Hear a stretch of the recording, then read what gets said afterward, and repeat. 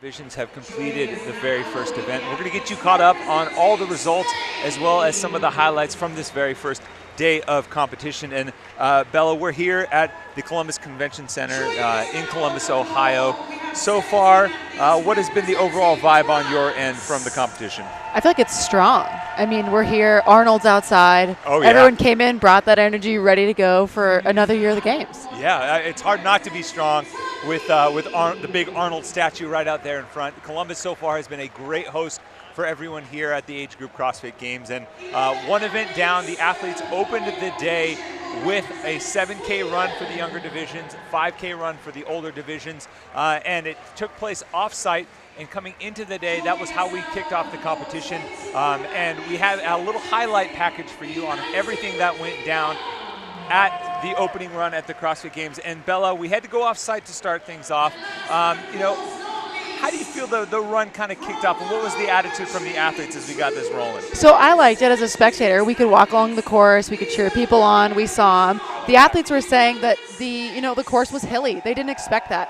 So when it comes to a 7K run, if you're trying to pace it out, but you got to go around hills, around corners, up and down, it can kind of throw a wrench into your plan, as we chatted with Kira about it after the fact. I think it's those workouts that really show those athletes that are fit enough and can handle whatever is thrown at them in the games. Yeah. We're going to take a look at the highlight package now from event number 1. And as a reminder, that took place earlier this morning down near where the Columbus crew kicked things off. We're going to have to wait on just a second for that highlight package. But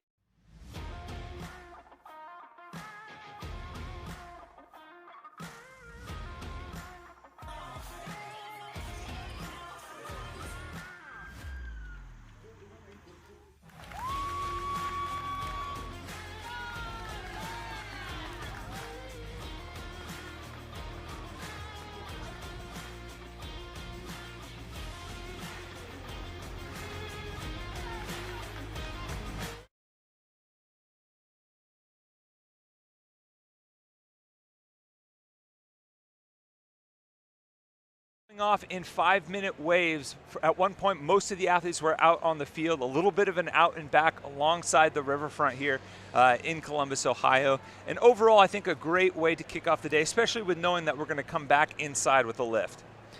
Yeah, I mean, I think when it comes to doing a CrossFit Games weekend right, you have to have 2 back-to-back events that are completely opposite. See the athletes that are going to be at the top of the pack for the run. Can they manage? Can they hold on? Or is it going to be damage control come nighttime when we throw a barbell out at them? Yeah, and something as simple as a run can be so devastating as you see some of the athletes just barely making it across the finish line, pouring everything they have into that final sprint. A great way to kick off the action here at the 2025 Age Group CrossFit Games. And I think that dichotomy between the 2 tests on opposite ends of the spectrum is certainly a good way to kick things off, as we're going to have athletes here lifting in just a moment before you as the opening ceremonies proceed behind us. But we're going to get you guys caught up on a little bit of the results from the day so far. We're going to start in the women's 70+ division and show you the leaderboards for those division right now. Remember, for all updated scores, you can go over to competitioncorner.net or the CrossFit Games website for all leaderboards and standings for each one of these divisions. 70+ division started with just a 5K run, and your overall leader right now, remember, they have actually done 2 events. Sherry Boyd holds a 20-point lead over Patty Walk over Mary Schwing, a very decorated athlete in her own right, holding on to that 3rd and final spot. And now let's kick it over to the men's 70+ division. Now remember, this division didn't exist just a few years ago, a recent addition as the age groups have been able to split off into a competition of their own. I like it that we adapt, you know? Oh yeah, no doubt. And just the men's 70+ division results coming up in just a minute as you hear a round of applause for the opening ceremonies. Looks like we got a little trouble there populating the leaderboards as you see the women's 70+. But as you can see behind us right now, all the flags out on the competition floor, just a reminder of just how much of an international event this is. Yeah, and we're big Sherry Boyd fans. Oh, so yeah. we keep reminding everybody.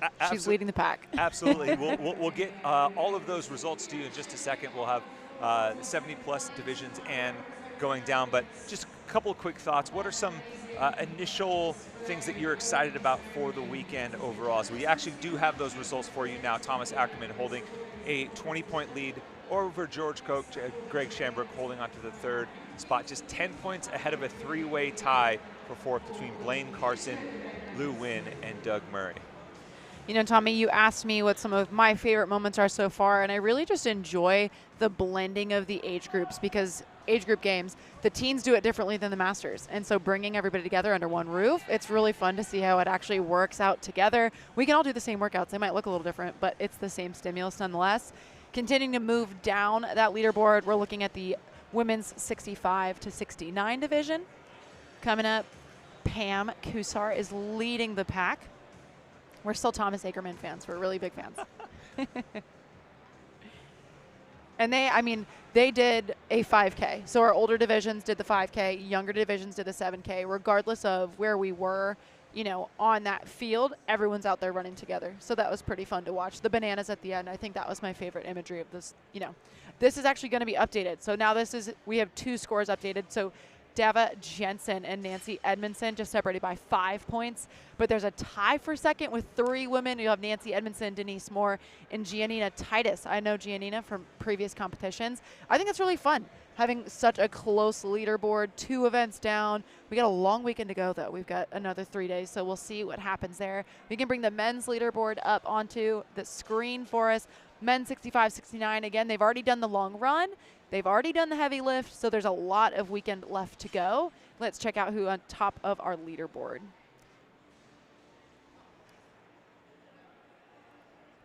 And one name that we didn't mention that's on that women's 65-69, Lynn Knappman, the Ultimate CrossFit Games Iron Woman, has been to every single Masters CrossFit Games since its inception. I Certainly love that. Impressive. One of those people like Becca Voigt, and just inspiring that you're always there. It's not a games without them. No doubt. And we're looking at the men's 65-69 now. Greg Beams, 210, just 10 points ahead of Mitchell Taylor, who won the run. So he's still trying to maintain that. And then you've got a tie for that third place position. Alan Boyce, Tom Dilanoff, and Conrad Kaufman. I love it. I love the competition. We have so much left to go, Tommy, and so many age groups left to go. Oh, yeah. I didn't mention it in the intro, but we have 20 divisions competing, over 500 athletes competing. I mean, the full spectrum from teenagers to 70 plus. You have kids, you have parents, you have grandparents, you have people across the entire spectrum, all in one pursuit, unified under that pursuit, and that's trying to be the fittest in their respective age groups. And we're going to work down the leaderboard here now in the 60 to 64 division and look at your overall standings for the women's 60 to 64. And there are a handful of familiar names at the top of that leaderboard, women's 60 to 64. Lori Mishiznik, as it stands, in a tie for points with Christy Pruitt, as we'll get you that leaderboard in just a second. Pamela Beth Berry holding on to the 3rd overall spot. Do you think they talk smack like everybody else? Like once you're in that older age division, do you think they're like DMing each other, maybe on Facebook, putting on each other's walls, I'm going to beat you? Yeah. What do you think happens then? I don't think so. The vibe I get that like they treat it like a reunion, honestly, and you'll see a little bit more of that in just a second. Actually, as we look at the 60 to 64 divisions. One thing that we did get to see play out on the competition floor is Pat Sprag, Love Pat. the father of 2024 Games champion James Sprag. He's out here competing. Him and James both had a goal of making to the CrossFit Games. And we actually have an interview with Pat Sprag that we'll roll for you when it's ready. And he mentioned that this is almost like a reunion and a summer camp for them. So I don't know if the trash talking is as much on the women's side. I have seen a little bit of tripping on the men's side, though. I mean, you got to have a little bit of banter. What's a CrossFit competition without the banter? Yeah, you know? Absolutely. I love it. And I wish we had James here. He's not going to be here this weekend to give a little banter for his dad as we do see those results for the women's 60 to 64. Lori Mishiznik tied in points with Christy Pruitt. Mishiznik getting the nod based on a tiebreaker for best finish. Pamela Beth Berry in 3rd, holding on to that 3rd and final spot. as we can shift now to the men's 60 to 64 division. And that's the division that Pat Sprag is in. I know we're working on some technical difficulties right now, so we're going to get those leaderboards we're going to get you those leaderboards when we can. If we do have it ready, we do have an interview video for you from Pat Sprag from earlier in the day after he put on a pretty impressive performance. And I know this, lift. you know, in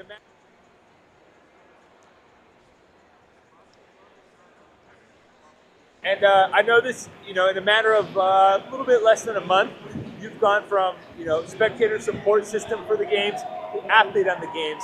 Tell me a little bit about that adjustment and, you know, your role as an athlete now. Sure, thanks. So my son and I decided we wanted to both make it together this year, and we did that. So we were both just like stoked that we both made the games the same year.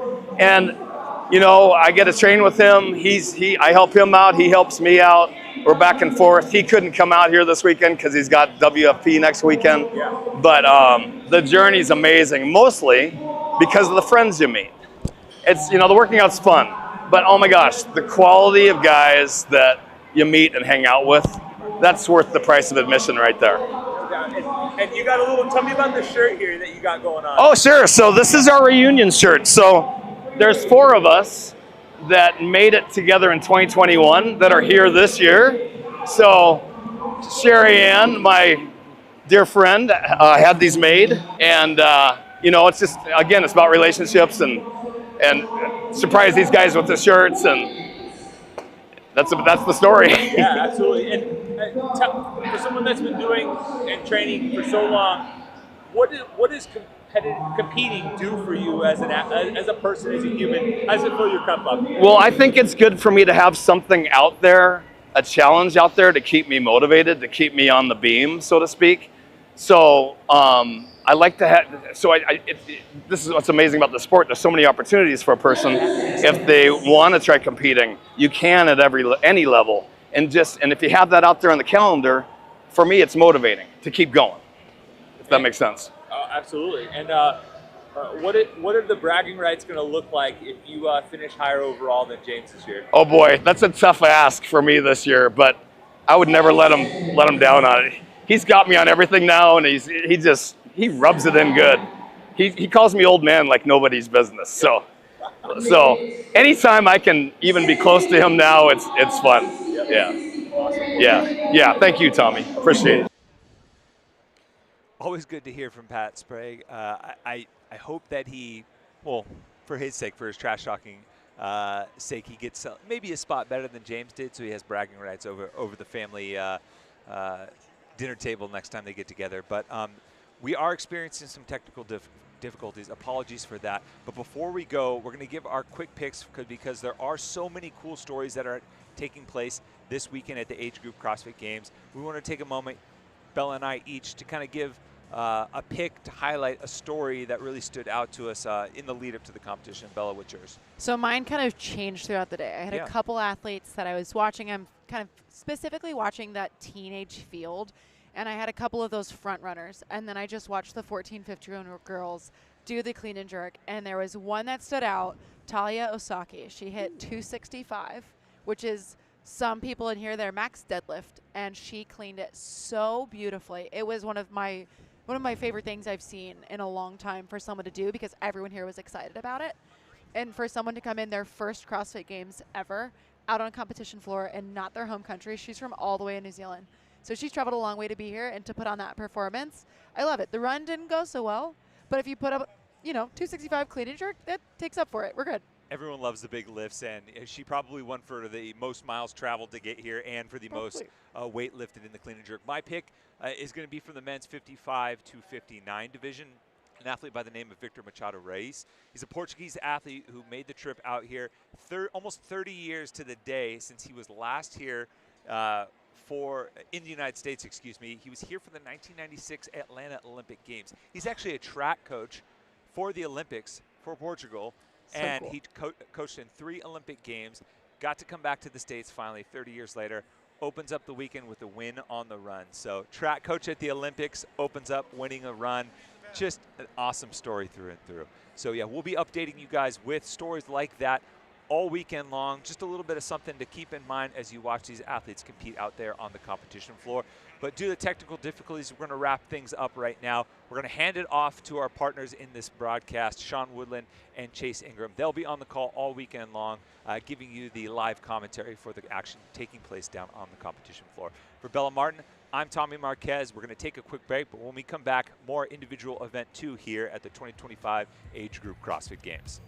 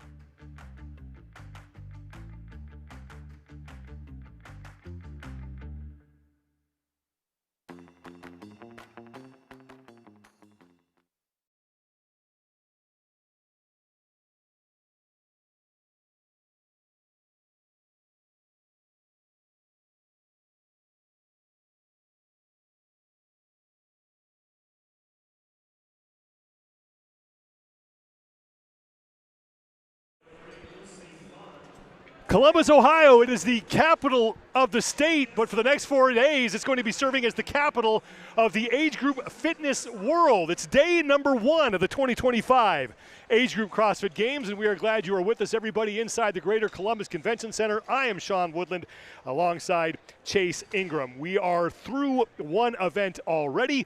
Event number 2, we're rolling out the heavy barbells. It's the 1 rep max clean and jerk. That's a heck of a way to start the weekend. We had the long run this morning, and we're closing out with the heavy lift this afternoon. So you're getting the best of 2 modalities, going long and then going heavy. And there are 4 lifts as opposed to 3. We'll talk about that in a second on how that changes the complexion of this event. We are starting our coverage with the 16 to 17-year-old girls division. And after one event, it is Miley Wade who is your leader. She has 100 total points after winning event number 1. Haley Perini sits in second place, 4 points back, and it's Maria Granizio who sits in third place. And we are about ready to start our first of 4 lifts, so 20 seconds each to lift. We'll get to the lane assignments here in a second. It's the first of 2 heats for the 16 to 17-year-old girls. And the thing about this is that we're going to have a lot of swings on the leaderboard just because of the nature of the 2 events that we had, as we mentioned at the top of the show. So a lot of times when you have a long endurance test like a 7K run, might have the complete opposite of totals here for the heavy lift. You can see the lane assignments on your left. The even number lanes will be closest to the rail, and then the odd number lanes will be lifting in the back.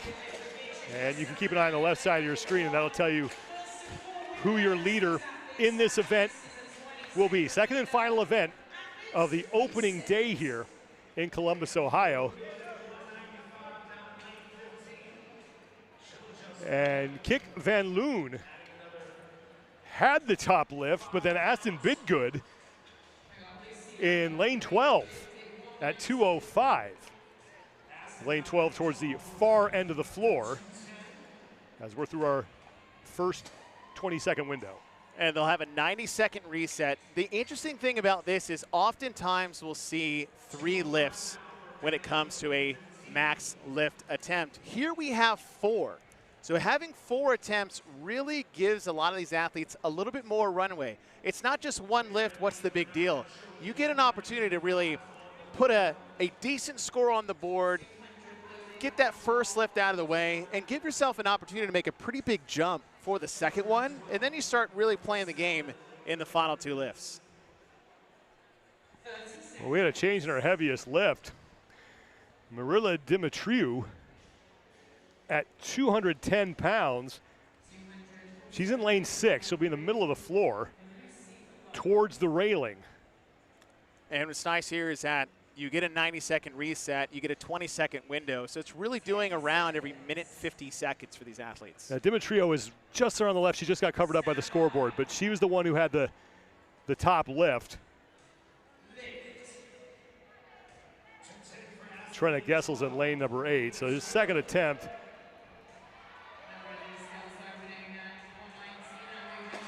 Now with this clean and jerk, athletes have the option to squat clean it for the first rep or power clean it. Really, any clean and jerk style goes. And a lot of times, I was always a power guy. I did not live my life below parallel very well. I tried to, but the weights didn't really work for me here. And so it's a lot of that comfortability. I will say is if you want to get those heavy, heavy lifts, though, making sure you start receiving that bar and that full depth squat for those cleans to start once those weights start to add up. Dimitriou in lane 6 is still your leader by 5 pounds over Bidgood. Dimitriou in the middle of the floor. Bidgood's in lane 12. She's at the far end from the vantage point you're looking at now, and she will be towards the railing. Again, the even number lanes are on the right side of the floor from our vantage point, so closest to the stands. The odd number lanes are back towards the ring. So now we're halfway through, and Dimitriou a 5-pound lead over Bidgood and Van Loon. And this is when you have that coach on the floor, because athletes have these lifting scorecards in front of their lane so you can at least see what they had a successful attempt with. And as we have 2 more lifts to go, you have a coach out there. Maybe it's someone's sole job to track the lifts that are on the floor so far. Let your athletes know where to jump from and what they're trying to get to. There's a 90-second break here.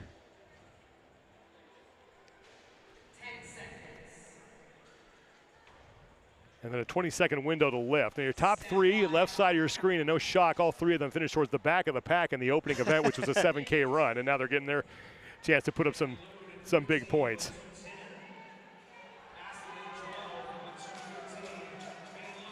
Starting to see a couple bars hit the ground early.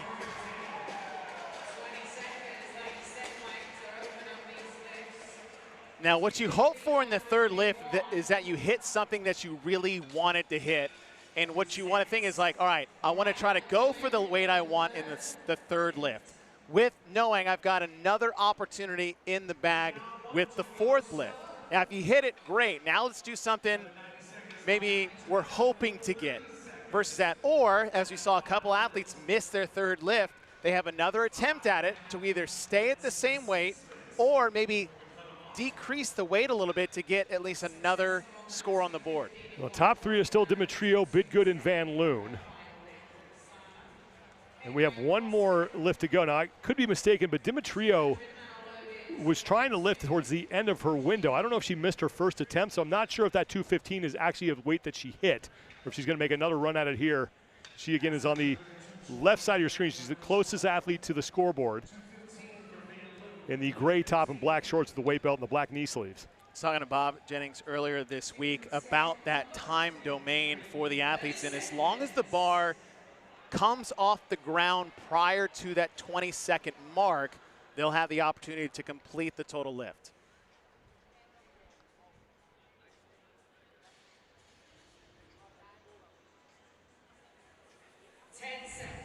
So we are ready for our fourth and final attempt. Two athletes, Demetrio and Bidgood, tied at 215, and they are both in the even lanes closest to the stands.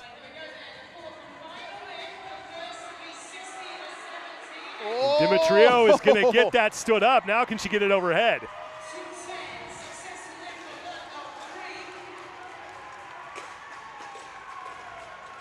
And not able to. That was a long time sitting underneath that bar. Not only was it clean, tough, but to sit there, usually if you're going to sit there with the bar in that front rack position that long, there's not a lot of confidence left to try to get that bar overhead. Well, we'll have to wait to see how the final scores shake out. I'm not sure if Bidgood was good on her final attempt.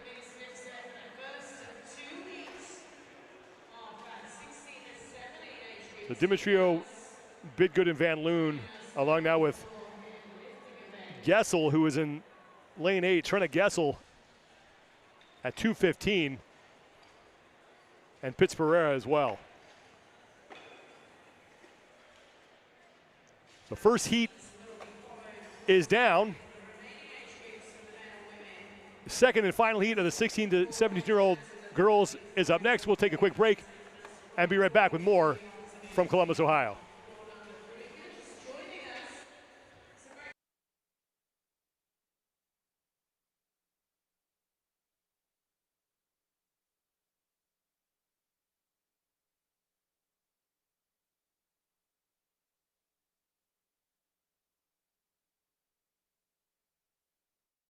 Strength, endurance, resilience. These aren't just words, they're promises. Ones you make every day to protect, serve, and defend. Because when the mission calls, you answer. Join the mission.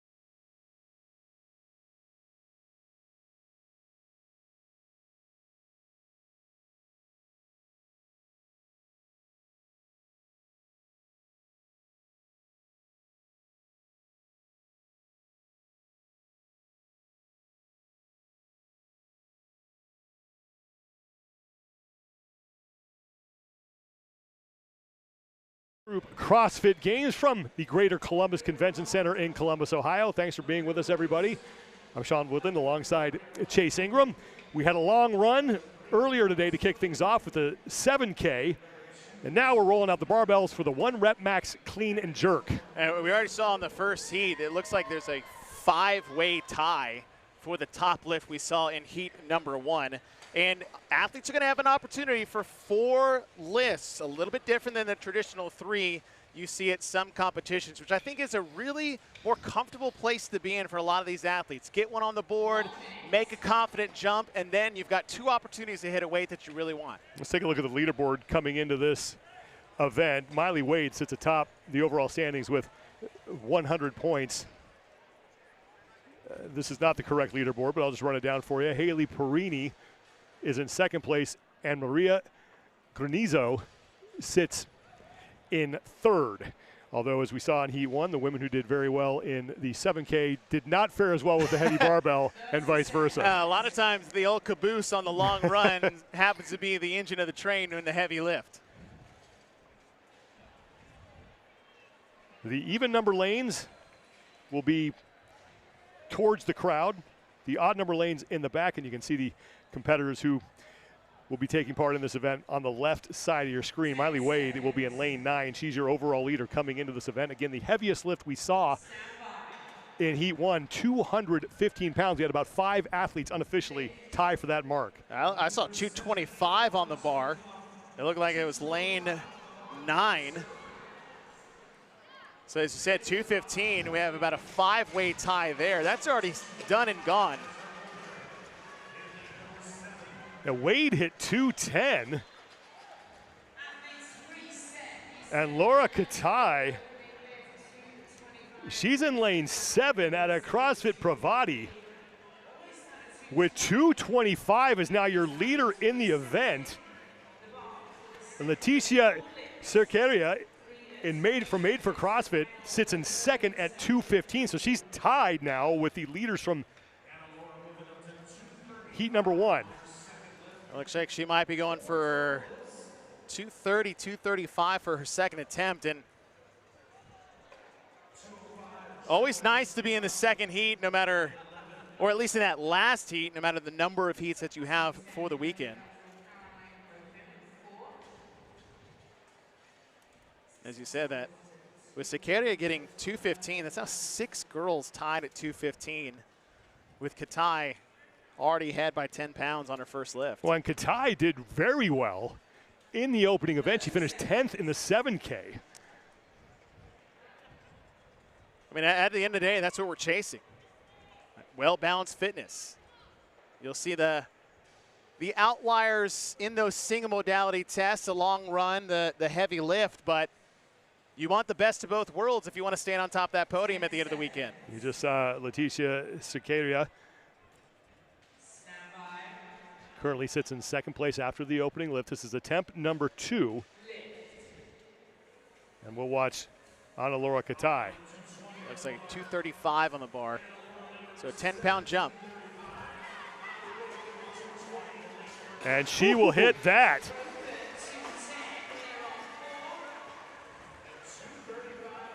So now you're 2 reps down. You got 2 more opportunities to go. It looks like everybody was successful across the board. So you got your warm-up lift. You got your big confident jump. And by a confident jump, I mean, listen, I might jump 20 pounds, maybe 30 pounds, depending on how comfortable I am with that, but knowing I am going to hit this. Now you've got 2 opportunities after 2 lifts to get something you're hoping to get. If you get this lift, now you got some, not monopoly money to play with, but you do have a good opportunity to do something maybe you've never done before. You're sitting in a crowd full of a couple hundred people staring at you. This is PR opportunity for a lot of these athletes. And there is Miley Wade, who right now sits in second place in the event after finishing first in event 1. And yeah, with just 2 heats, 15 each, that's already ahead with that 220 lift of the 5-way tie at 215 we had in heat number 1. We're halfway through the second and final heat. 2 lifts down, 2 remain. Yeah, Wade had a time of 30 minutes, 18 seconds on that 7K. About 20 seconds faster than Haley Perini, who finished in second place.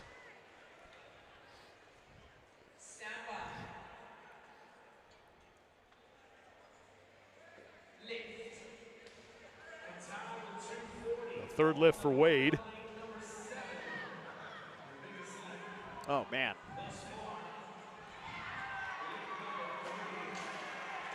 And that is good. Katai, meanwhile, is just finishing her lift. She's in the middle of your screen. She just dropped her barbell at 240, so she'll hang on to the lead here in Heat 2.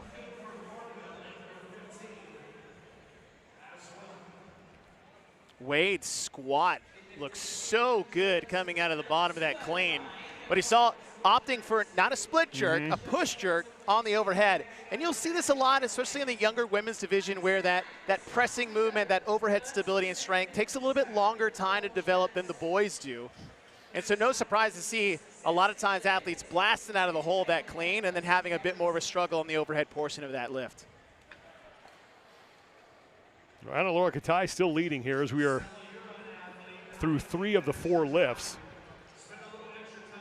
10th place overall after that first event, so this would be a great day 1 for her, finishing 10th in the 7K, and if she can lock up 100 points here. And meanwhile, still early, but Miley Wade. I mean, that's a good sign for Wade being Absolutely. on both sides of the spectrum there. Obviously, there's a lot of gymnastics that are going to come down the pipe in the next 4 total days of competition, but to get a first and a top 3 potential finish here, this is a big lift for Wade. She's not really going to catch Katai. A 15-pound jump from a 5-pound jump isn't really what I would recommend for your final lift, but keep an eye out for the other girls that are right next to you, right? Wade at 225, tied up with Sakaria. You got to have a coach out there, either keep pace or try to stay just ahead of those competitors that are right on your tail.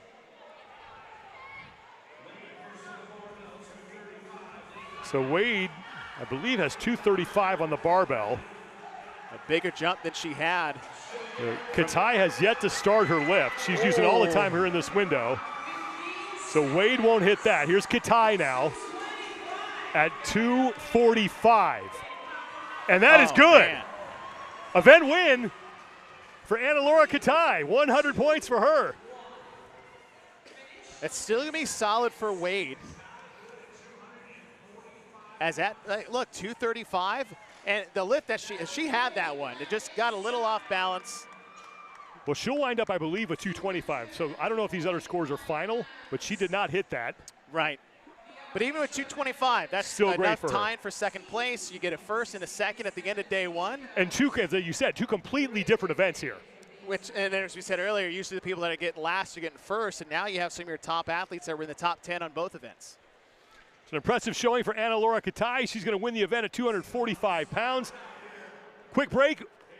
We'll come back, and the 16 to 17-year-old boys will be up next. Or make that, I'm sorry, the 50 to 54-year-old men. Strength, endurance, resilience. These aren't just words, they're promises. Ones you make every day to protect, serve, and defend. You put in the work, now put it to the test. Because when the mission calls, you answer. Join the mission.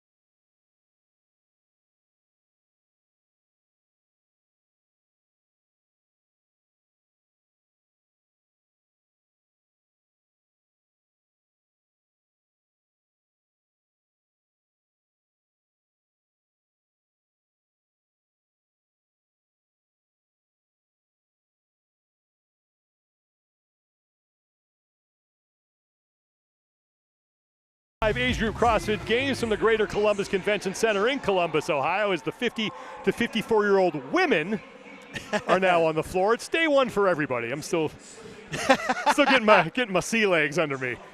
I'm Sean Woodland alongside Chase Ingram. Thanks for being with us, everybody. We are through one event here at the 2025 Age Group CrossFit Games. We started with a long run in the morning, and now the barbells are out for the 1 rep max clean and jerk. 4 attempts as opposed to 3.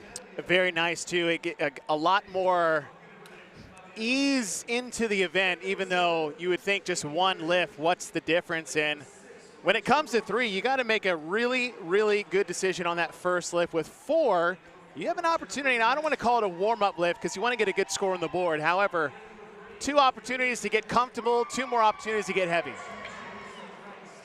Overall standings coming into the event, Lisa Menketti sits in first place with 100 points.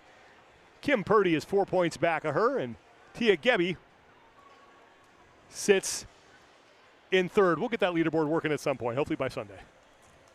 Sunday's what matters. Yeah, Sunday's the day that counts.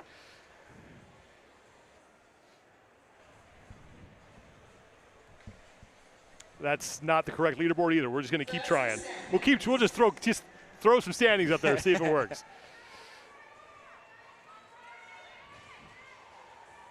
But we do have scoring, and that will be on the left side of your screen as we work our way through this event. First of 2 heats. Yeah, shout out to live scoring. Come on. It's a huge help. 10 seconds. So 15 women are on the floor. The even number lanes are closest to the crowd. The odd number lanes are closest to the rig. Love seeing Amanda Allen out there.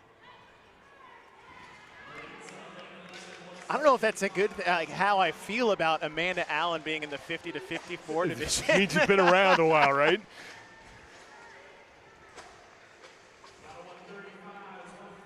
Carrie Jock at 175 pounds. She's in lane number 3 with the heaviest opening lift. 175.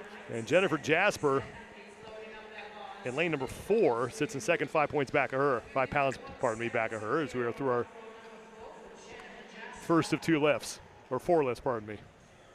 And that's that wake-up lift, that warm-up lift. Get that first one out of the way.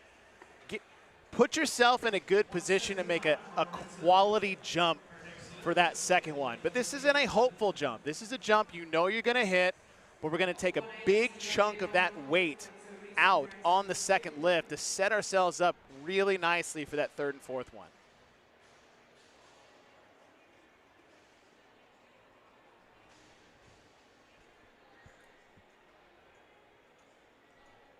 I know time seems long in between, but that time's flying by when you're a competitor on the floor.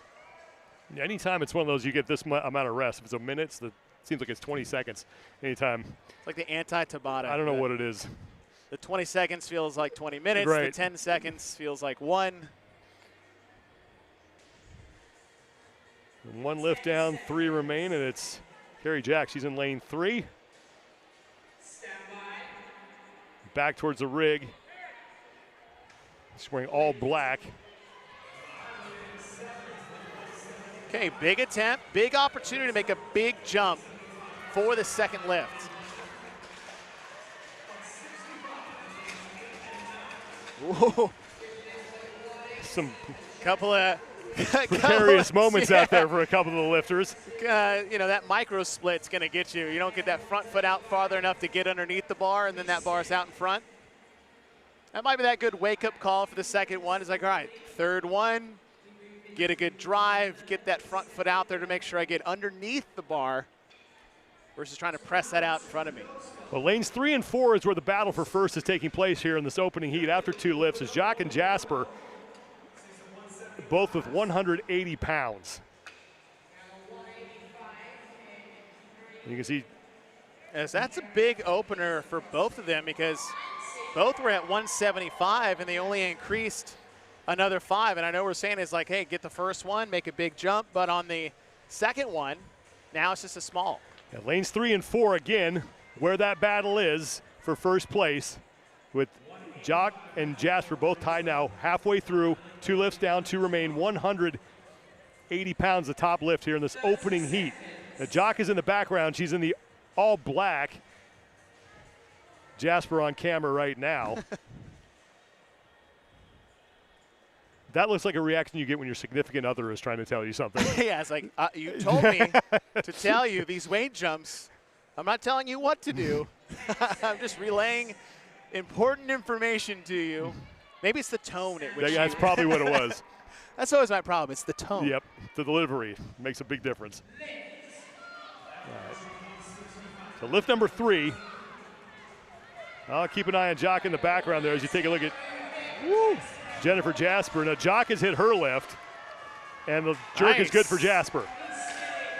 And that's the opposite of what we saw in the previous heat for the 16-17 girls, where the squat cleans look solid, but the overhead a little shaky. Here is almost the exact opposite. Well, Jasper's now taking the lead by 5 pounds. And we'll see where Jock goes with her leaderboard, or pardon me, her barbell. Looks like she's going to jump to 190. And Jasper can't quite see what she has loaded on. But she's changing out some plates now. I think she's going to 195.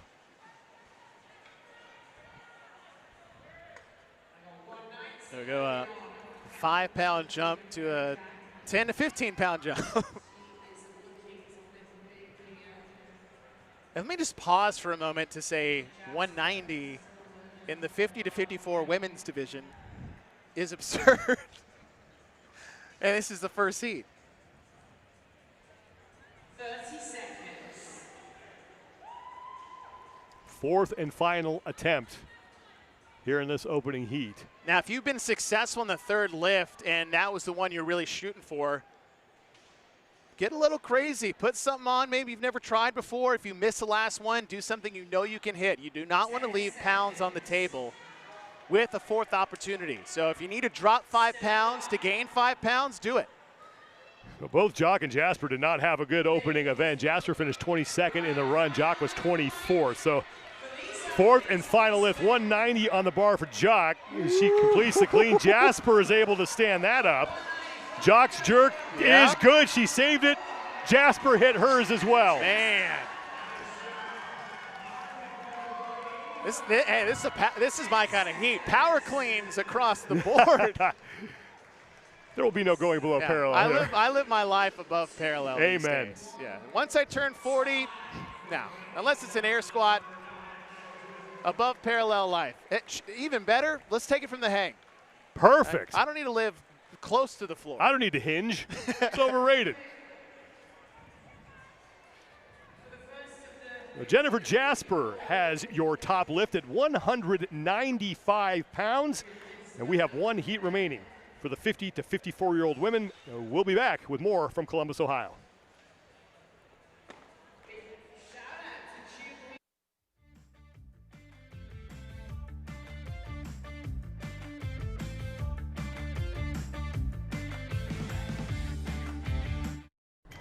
People always say when the dust settles, that's when I'll make my move. Not you, though. The dust is where you live. You love the excitement and grit. Because you know the dust may settle, but you never will. Neither do we. Join now.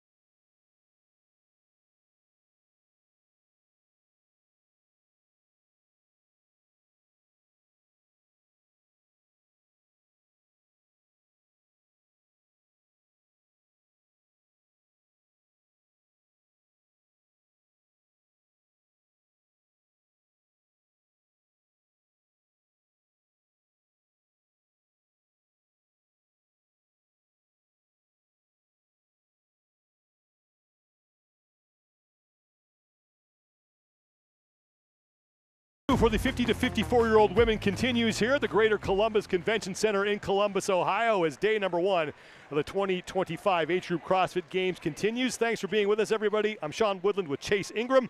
It's the 1-rep max clean and jerk here to close things out on day 1. 4 opportunities to do it.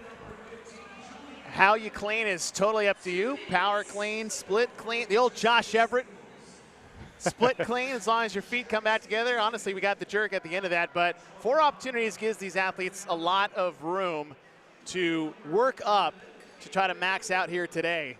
And it's pretty close what we had. We had a 195, a 190, and a 185 as your top 3 lists in the first heat.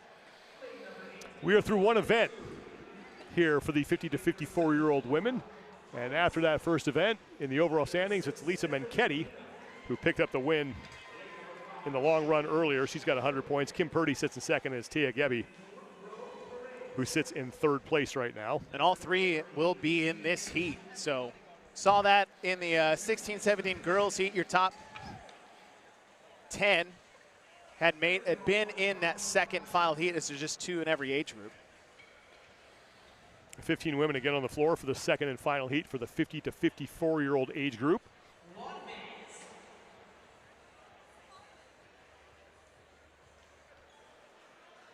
Shannon Schliefer out of Rhino CrossFit in the all gray, loading up her barbell. We saw smaller jumps on the 50 to 54 than we did in the 16 to 17. Basically a hard swing from one division to the other. And it just depends, like, how long do they get to warm up? How long do they corral? How long between here? And when you have 3 lifts, that's a big stressor of making sure not only do you obviously nail your first attempt, but you nail the loading of your first attempt, because that second one is so important. Here with 4, there is a window to get a solid lift for set 1, a good lift for number 2, and now 2 opportunities to hit a big lift. Bronwyn Clatcher out of Raw Iron CrossFit at 155 to open up. No problem with that. And that lift is good. The top lift so far in the event out of heat number 1, Jennifer Jasper at 195 pounds. Jen Dieter with 180 is your leader here early. Dieter's in lane number 9 back towards the rig. Been a fixture at the CrossFit Games as a Masters athlete.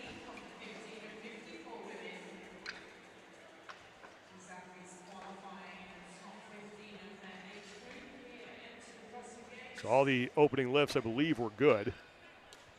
I think I saw 14 powers, 1 squat clean.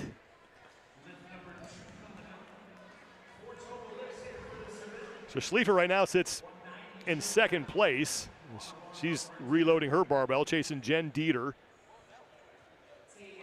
Sherry Stevenson in lane 13 right now in 3rd place at 165, tied with Tia Gebbe.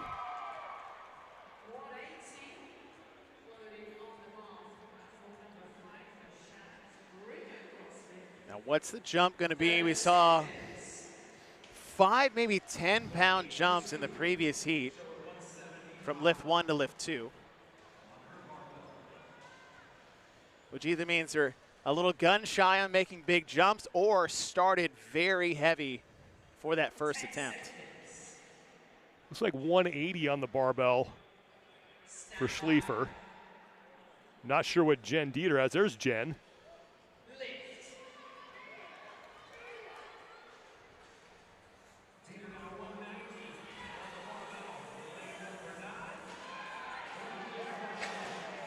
And now we're starting to see some failed lifts. Schliefer and Dieter both hit their jerks at the same time. So Dieter was good at 190. I believe that's where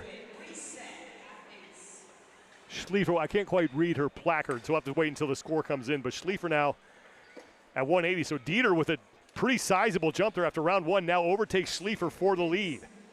And with 10 on the field, at least in this heat, 190 being good enough for 2nd overall. There's just 2 heats of 15 for each age division.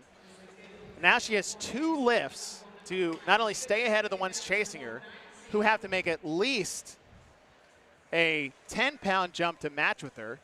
She has 2 opportunities to get at or above that 195 mark from the previous heat. Well, Dieter, I don't think hit 195. I think that's what's on her barbell now. But if she hits this lift, I believe she'll be tied for the lead. Because, again, Jennifer Jasper had 195. That was out of heat number 1. Now the one thing I like to see for Dieter is squat clean looked very good. Held that front rack position before the jerk, I would say a little bit longer than I would be comfortable with if I were coaching her. So maybe try to get set for that jerk a little quicker because, listen, your power bar is draining with that bar on your body at all times. So you want to try to cut down that time under tension between the clean and the jerk. Other part is you're sitting there in your head like crazy in between that moment. So to lessen that time in between, quiet the noise between ears, and just give that jerk a good attempt. Jen Dieter finished 23rd in the opening event, so looking to pick up 100 points here in the final event of the day. Here now in round 3 at 195 pounds and won't be able to hit it. Shannon Schliefer, meanwhile, is now just starting her lift, and she's unable to clean it. Okay, so a good that's good for Dieter. The clean looked great for Dieter. It almost looked like she did cut down that time between the clean and the jerk than she did when she hit the 190. However, she did the opposite of what you would really want to do when it comes to a jerk attempt, is that she was dropping too aggressively to get the bar overhead. You want to drop or dip in control versus out of control, because you drop too fast, you lose contact with the bar. That bar's contacting you when you're going the wrong direction. So for Dieter, smooth out that dip, emphasize the drive out of the hole versus the dip. Lane 13 is Sherry Stevenson, who has now moved into second place along with Klatcher and Lindskog. Schliefer, because of that failed lift, is now back in 5th place in the heat at 180 pounds. So Dieter's going for 195 again. She already got 190 in the bag. And we'll try to keep an eye on lane 13. That's where Sherry Stevenson is lifting. She'll be towards the crowd, towards the end of the floor by the rail. And looking at her barbell, I think she's at 190, but I'm not quite sure. I think for Dieter, she doesn't have to beat 195 to get 100 points here.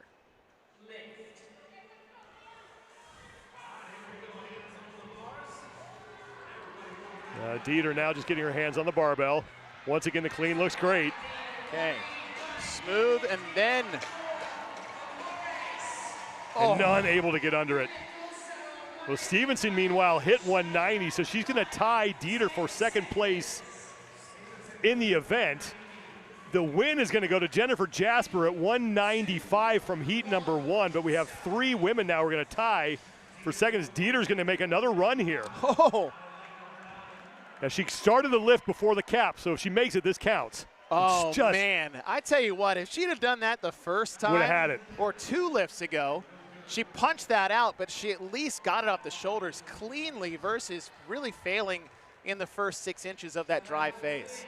Jennifer Jasper is going to pick up the 100 points out of heat number 1, and then a whole bunch of people tying for second place with 190, led by Jen Dieter, who was unable to hit 195 to tie. Stevenson finished in second, along with Lisa Lindskog, who also hit 190 to tie for second. 50 to 54-year-old women are done. Coming up next, it's the 45 to 49-year-old women, as our coverage of day number 1 of the 2025 Age Group CrossFit Games continues. People always say, when the dust settles, that's when I'll make my move. Not you, though. The dust, that's where you live. You love the excitement, the energy, the grit. Because you know, without a shadow of a doubt, the dust may settle, but you never will. And neither do we. Join now.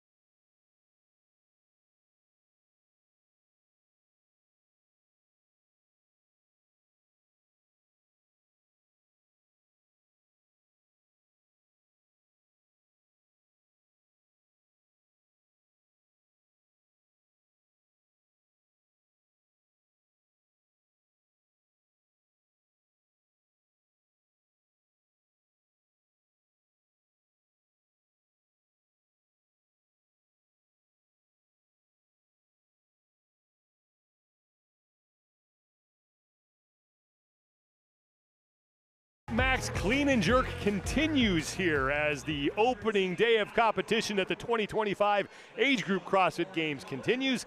The 45 to 49-year-old women taking the floor. Thanks so much for being with us, everybody. I'm Sean Woodland with Chase Ingram. We had the long, grueling run that no one wants to do. Got that out of the way, and now it's time to have some fun with some heavy weights. You and I are different human beings, Sean, because I would much rather do the long run than the heavy lift. But we have the best of both worlds on day number 1 with this 1 rep max clean and jerk. Athletes are going to get 4 opportunities to hit this lift, 20 seconds on, 90 seconds off, 4 attempts. After one event, Lauren Cullen, who is in this heat, sits atop the overall standings with 100 points. Val Voberl currently sits in second. Don't tell her that. Yeah, she those will not. Those are the rules. Will not be following that. And then Mariska Mewison sits in third place.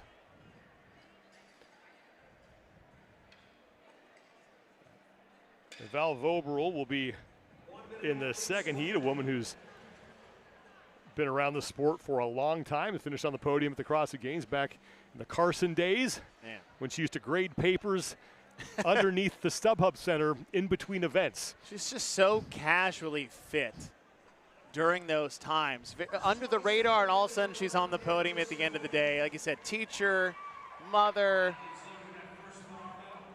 and just so well-rounded, and it just looks so effortless, even though we know that's not exactly the case. Lanes 1 and 15 are open. Even number lanes closest to the crowd. Odd number lanes will be in the back, closest to the rig. And with this 4-lift format, takes the pressure off that first attempt. Obviously, the athletes will get to warm up in the back as they get set for this, but this is one to really shake off the nerves. You can have all the confidence in the back in the warm-up area, but once you step out here on the floor, you got hundreds of people staring at you right in the face. I think it's Abby Gagnon in lane 10 right now who has the heaviest weight on her barbell. You see the white 10-pound plates on her bar down there. She's wearing the all black, just dropped it. And that was at 195. Woo. And Angie Pommier in lane 11 back towards the rig. So the lane right next to Lauren Cullen. We'll keep an eye on those two. Both 195 pounds to open here. Which that was the winning lift in the 50 to 54-year-old division. 50-54 division. Heavier openers than we saw in the 16 to 17, which is the fun part about these weekends. Now they're combining all the age groups. Obviously last year, the Masters division 35 to 70 plus were split from the teen division 14 through 17. It's good to have them all back under the same roof again this year. Curious to see what that second jump is going to be. I think there's a lot of opportunity here to be aggressive, but not irresponsible.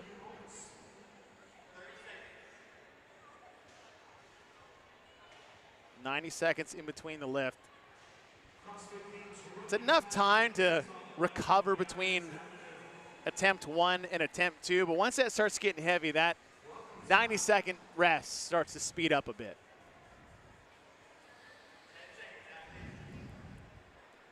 Gagnon getting set for her second attempt. And Pommier is behind her in lane 11. Looks like she's got 205 on the barbell. You can't really see her. She's behind the scoreboard there. But Gagnon is nice.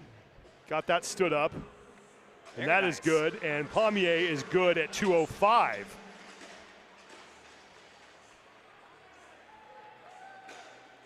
Got the important second lift in, a lift that you had to hit. Now you're going to have an opportunity to make some moves. What you want to do is set yourself up for an opportunity to either hit something near your max or right at it, and to set that up for the fourth. You have an opportunity to gamble a little bit on the third attempt because you do have that fourth one. Now, as I said for the second one, you don't want to get irresponsible. Let's not get crazy. But let's get a little wild. Let's try to see what we can put up here on that third attempt, knowing you got one more in the bag. And I think those scores are reversed. I think Gagnon has 195 and Pommier has 205. Gagnon just heard that she's got 215 on the bar for her third attempt.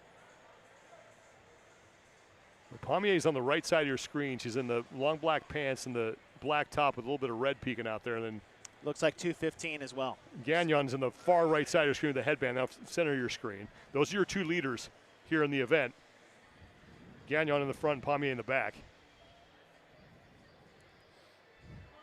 Now, some in the back is trying to make sure you focus on yourself versus the lifters that are in front of you. Now, they're not directly in front of you, so that's nice.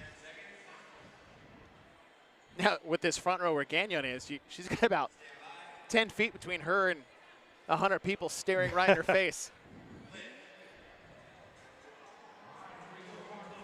All right, third of 4 attempts here. Both hitting that squat clean. And synchronized. Ooh, the jerk is good. Now, happy with that. To me, that smile is either I had a lot of pressure on this lift or I hit something maybe I wasn't sure I was going to get. Now, the benefit to that is that the weight is lifted off your shoulders in a sense of the pressure. Now you've got the freedom to really go for it on the fourth attempt. Angie Pommier, who you're looking at now, top 10 finish in the opening event earlier today, that long run. And she'll have one more attempt to go here. Nearly identical list between Pommier and Gagnon. Well, Gagnon just is now trying to look back there and see what Pommier's got. Go. There's a little gamesmanship when it comes to this, but at the same time, is you don't want to make a jump that it's so ridiculous you don't even give yourself an opportunity, because yeah, maybe hitting 10 more pounds sounds cool, but if I can confidently get another 5, more weights, more points, regardless of what happens. Missing a 15-pound attempt, regardless of maybe this is a PR or not, is give yourself an opportunity to squeeze out some more points if you have one. This will be the 4th and final attempt. Again, the two leaders on the screen here in this heat. The only 2 women with a lift that's been completed over 200 pounds. Abby Gagnon in the front. It's like 220 for both. And Angie Pommier is in the back. So same weights for both athletes. Ooh, Pommier struggled getting that one up. Wow. Gagnon is good. Pommier will not hit it, so Gagnon's going to have the top score unless Pommier can make another run here. She's got 13 seconds if she wants to try. As long as that lift is started before the cap, it will count. But Pommier is already taking the belt off, so looking like she's not going to make another attempt, which leaves Abby Gagnon 220 at 220 oh my goodness, as our leader with 1 heat to go here.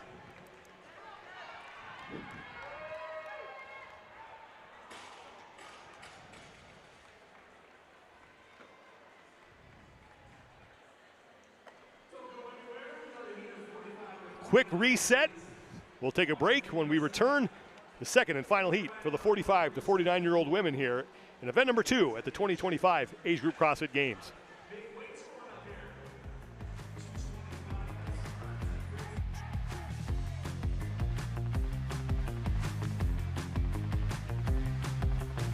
It's been 12 years of dominance, and he has brought a whole community along the ride with him. We know why we do this. What about you? I'm just trying to keep up with him.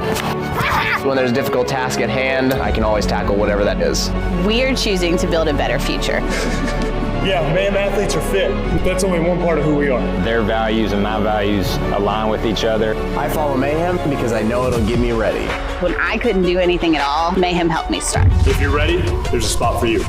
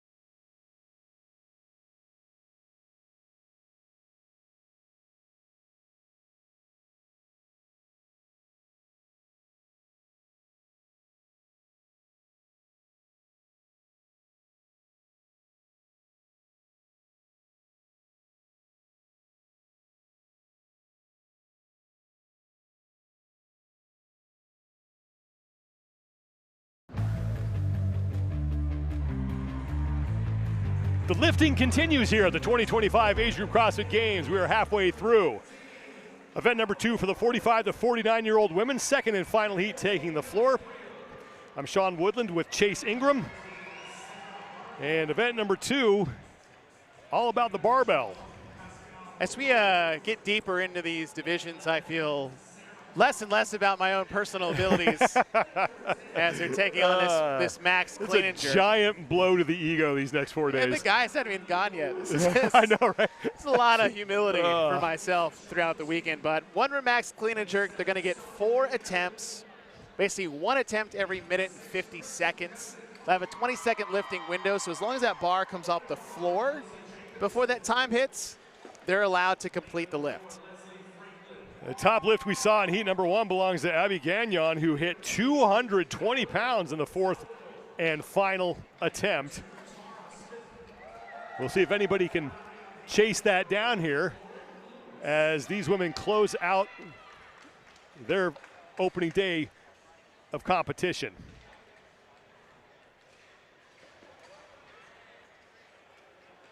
There's a lot of those fails coming on the jerk portion, which is not uncommon for this particular lift. Although you see some different things from different athletes where I remember Andy Thorisauter used to say this all the time. It's like, if I can stand up with the bar, I'm going to get the jerk overhead. Whereas some will have the opposite. Obviously, your leg strength is going to be more than your overhead strength. But any clean goes. Power clean, split clean, squat clean. Same with the shoulder overhead. As long as those feet come together and control, that lift's going to count. Well, Kelly Friel down in lane 14.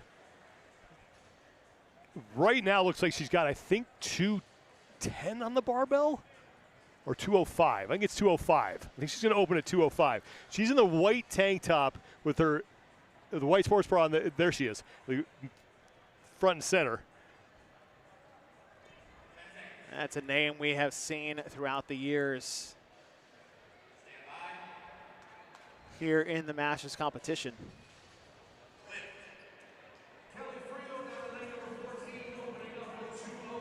205 for Friel. Okay. And Friel hits that. Great start for her. That looked good. Clean looked real easy. A little short on that front foot for the split jerk, which is not uncommon for a lot of athletes, is that they're not as comfortable sending out that front foot as far as they want to and getting on the ball of your back foot. And so for her, it's just, have the confidence to drop under the bar, get that foot out there. You start getting short, that bar is going to pop out in front of you. Kelly Friel finished 5th in the run earlier today and has a very good chance after watching that lift to pocket 100 points and maybe sit atop the overall leaderboard heading into day number 2. Well, she set herself up really well. 15 pounds out of the top score of 220. After that lift, obviously you're going to look at your coach. I think at minimum, you're looking at obviously 5, but I'd say 10 pounds. She's got an easy 10 pounds in the clean. It's just getting more comfortable with that jerk overhead.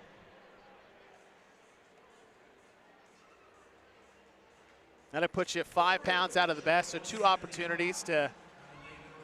And here's the thing. In the second heat, only being 2 heats, if you want 100 points, you don't have to beat that top score. You can just match it. I think Friel's jumped all the way to 220. Okay. I guess I did say minimum of 10. If so. my meathead barbell math is right. The second attempt here.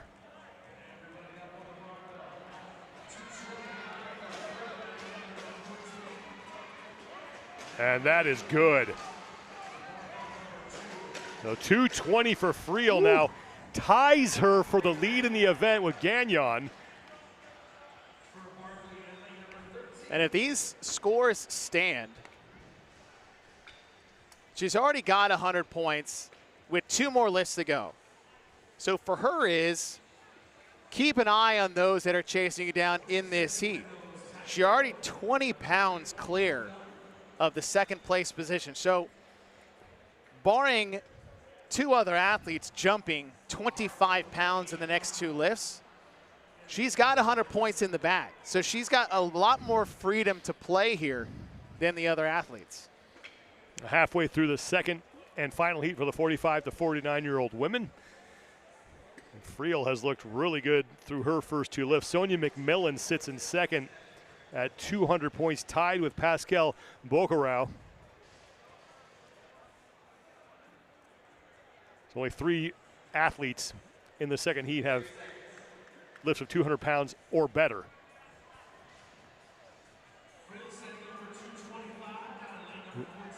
So Friel has gone to 225. Mike Richards doing a good job out there on the competition floor. That handsome gentleman holding the clipboard behind Kelly Friel. Didn't bring the espresso machine this week, though. Man. Little disappointed in Mike. Cafe Mike Richards. Was that 2017 CrossFit Games? Ooh. Clean still, I mean, there's a lot left in that clean. And Friel, it's 225, and right now the event leader. McMillan has moved into second. 215. Yeah, she's in lane number 7, so she'll be in the middle of the floor towards the railing. So this is going to be a big lift for McMillan. Or pardon me, she'll be back towards the rig in the middle of the floor. Are you going to make the 10-pound jump to try to match Friel and put the pressure on her, even though if she matches it, again, 100 points is 100 points, whether you tie or you have it by yourself. So Friel's in a really good spot. For McMillan, she's 5 points back of the second best lift we've had, which was 220. So this is the gamble, right? This is the game. Do I jump 5 pounds to secure second place overall? Do I jump 10 pounds to try to match for first? But if Friel hits anything over, it doesn't matter. Now, McMillan's been good on her first 3 lifts and has a 10-pound buffer here. But as you said, Chase, has to start thinking about some other things here as far as what she wants to do, and she's going to jump up to 225.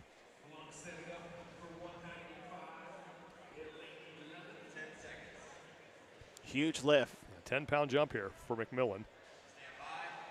So Friel's pretty much safe. No one's going to jump her 225, but McMillan has to hit this if she wants to get a good amount of points. Well, meanwhile, Friel has stood her last attempt up. Oh. McMillan misses it. Friel did not hit hers as well.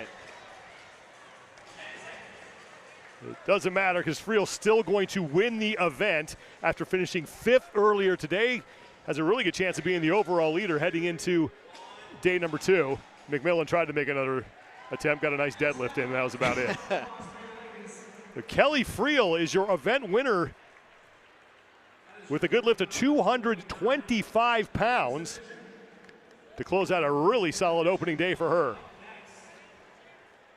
45 to 49-year-old women are done. When we return, the 40 to 44-year-old age group is up as we continue our coverage here from Columbus, Ohio.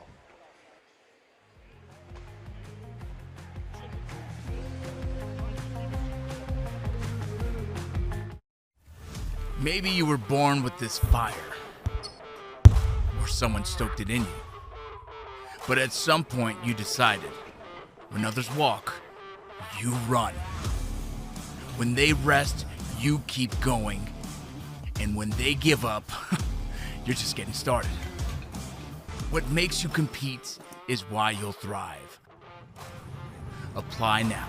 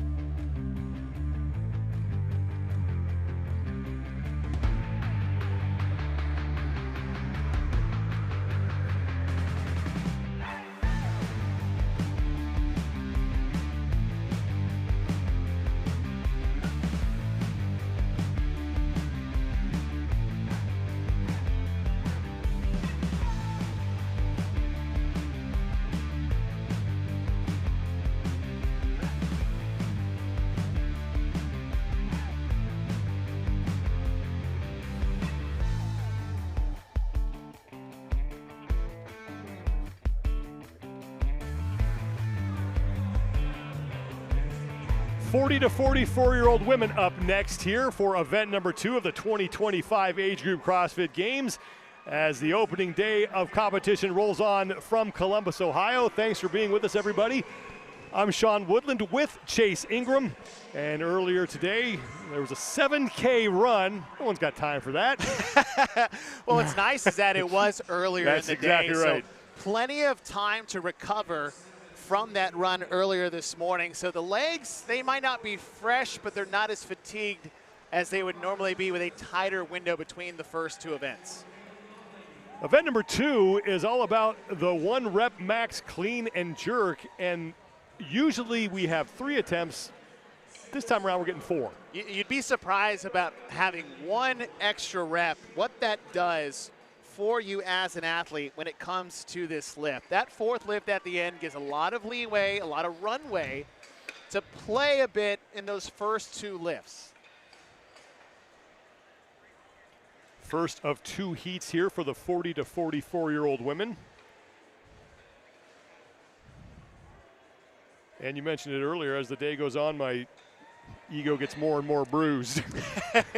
It's wildly impressive. I saw, what was it, a 14 or 15-year-old girl hit 260 earlier today. Why not?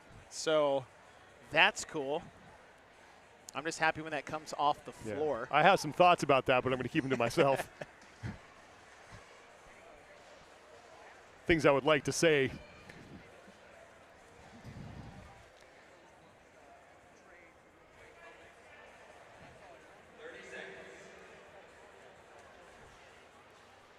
These are some of the women who are on the floor, but not in the order in which they are in. Overall standings, it's Chelsea Hansen who won the opening event with 100 points. Sheena Hammer sits at second at 96, and it's Carly Newlands with 92.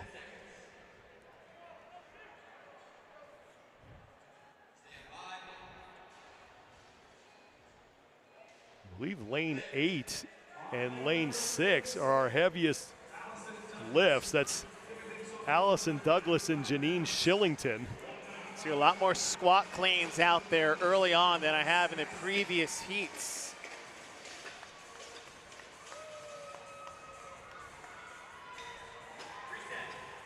So had Vicky Finn in lane 11. She's in the log black pants, gray shirt, walking back towards the weights there, loading her barbell. The odd-numbered lanes are back towards the rig. Even-numbered lanes are towards the railing and the crowd. So Shillington with the top lift to open up here. Middle of the floor in lane number 8. 205 pounds.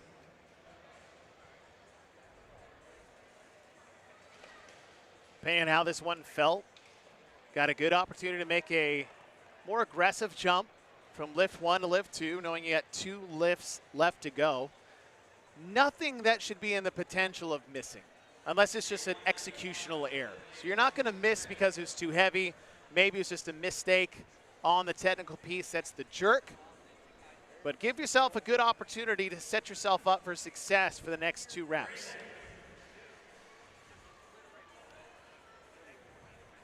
Shillington in lane 8 so far through the first of 3 lifts is your leader. And she's right of center of screen in the black pants, gray shirt.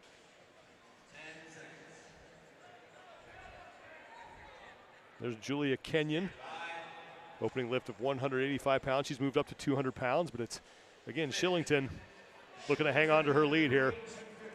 She's got 215 on the bar to Shillington as we take a look at Kenyon. That's easy. That's easy. And the clean is good for Shillington. She's in the gray shirt, right of center of screen. Jerk is good for her as well. Vicky Finn also hit 215 to tie with Shillington. Vicky Finn in lane number 11. We saw Kenyon just do her lift at 200 with that 15-pound jump from 185. And here's the problem is that starting hyper-conservative and then making another conservative jump, though you have 2 lifts, it also puts you almost a little too far behind the rest of the pack that's making bigger jumps or starting at heavier weight. Kenyon looks, I think she could have had 215 on the bar based on how she looked. The Shillington, middle of your screen, gray shirt, black pants. The woman who is chasing her and tied with her right now for first place in the event is Vicky Finn. She's back towards the rig, same attire. Gray shirt, long black pants, right side of the screen. Those are right now the two leaders in this opening heat. First of two heats here in event number 2.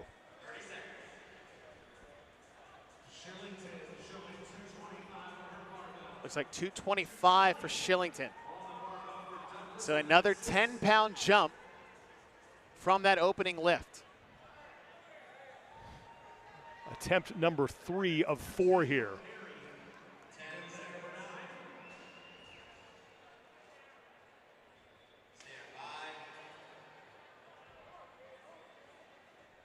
I want to say Vicky Finn also has 225 on the barbell as well. Take a look at Shillington here. Third attempt for her 225. Ooh. Finn hit her lift. Oh. And Shillington's good as well. So a good battle between Shillington and Finn here. And now we will see if one tries to outdo the other on this fourth and final lift. Two different, I would say, executions of that lift. Finn looked a lot more clean, especially on the jerk portion. Shillington, the one thing you can see that's holding her back a little bit is being able to have a fuller grip on that front rack position going from clean to jerk. She had to nearly sneak her fingers around the bar on the way overhead, and that just shows that you're not getting a lot of power from the hands. You're not pressing right from the shoulder. However, pressing from your fingertips versus the full palm of your hand, there's a massive difference in power you can put into the barbell. So for Shillington, if she wants to hit this next lift, depending on where she jumps, trying to get a better grip coming out of the clean, which a lot of that has to do with mobility in the front rack position as well. Again, the battle for the lead is between the two women wearing gray and black. Janine Shillington, center your screen. She's adjusting her weight belt. And Vicky Finn, who's back towards the rig on the right side.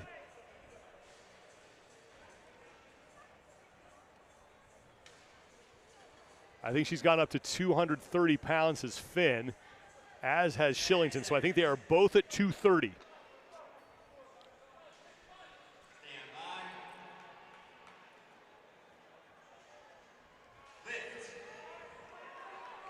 Fourth and final lift.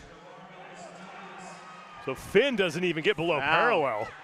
It's going to save some juice in her legs for the jerk. And cannot get it. This is big for Shillington. This would give her the lead heading into Heat 2.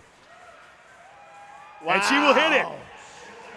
So Shillington is going to be good at 230. Did Kenyon hit 235? Wait a second. Wait a second. It looks like she made it. So Kenyon sneaks in there. Hey, I told you she looked like she had more in the tank. See, I would do that was the opposite of, right? That was like small jumps early, big jumps late. She started at 185. She put on 50 pounds in 4 lifts. Yeah, Kenyon was in the back there, middle of your screen. She's just walking off now. So 235 for Julia Kenyon. Looks to be the top lift heading into the second and final heat, and we'll bring you the action after a quick break here in Columbus, Ohio.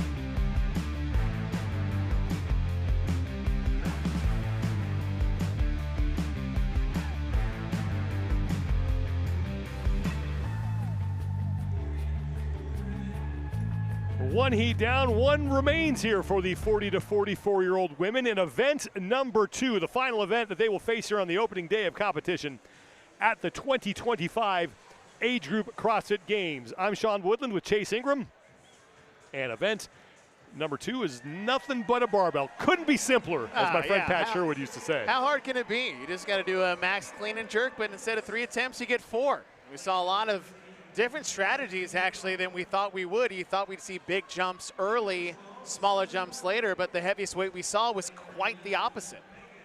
Well, Julia Kenyon had the top lift that really fooled us at 235 as we were paying attention to the battle for the lead up to that 4th and final lift. And that's going to be a tough score to beat as the women for the second and final heat here in the 40 to 44-year-old division are on the floor. And Chelsea Hansen, who is the leader after the opening event, picked up 100 points winning that 7K run. She'll be in lane 8 in the middle of the floor. Even lanes will be closest to the crowd. The odd number lanes are back towards the rig here. Another athlete who is in this heat in lane 7, Rebecca Voigt-Miller. Man, the ageless wonder. Just keeps, and that's what I love to see, and that's what you hope to see with a lot of these games. Legends from the past still here competing out on the floor. This is just it's an expression of what their fitness is, not just at that fraction of time at the CrossFit Games as an individual, but now over the course of their life, which is really that health marker that we're talking about. But you want to see this as the years go on, because the beautiful thing about it is that you just keep coming to the competition floor. A lot of these athletes, like, look, this is just how they feel more like themselves. You get to, all the work you put in the gym, you now get to bring out to the competition floor. Well, the top lifts right now, it looks like, to open up are on the far end of the floor from where we're sitting. That'd be in lane 14. I think Amanda Cummins has 195 on the barbell.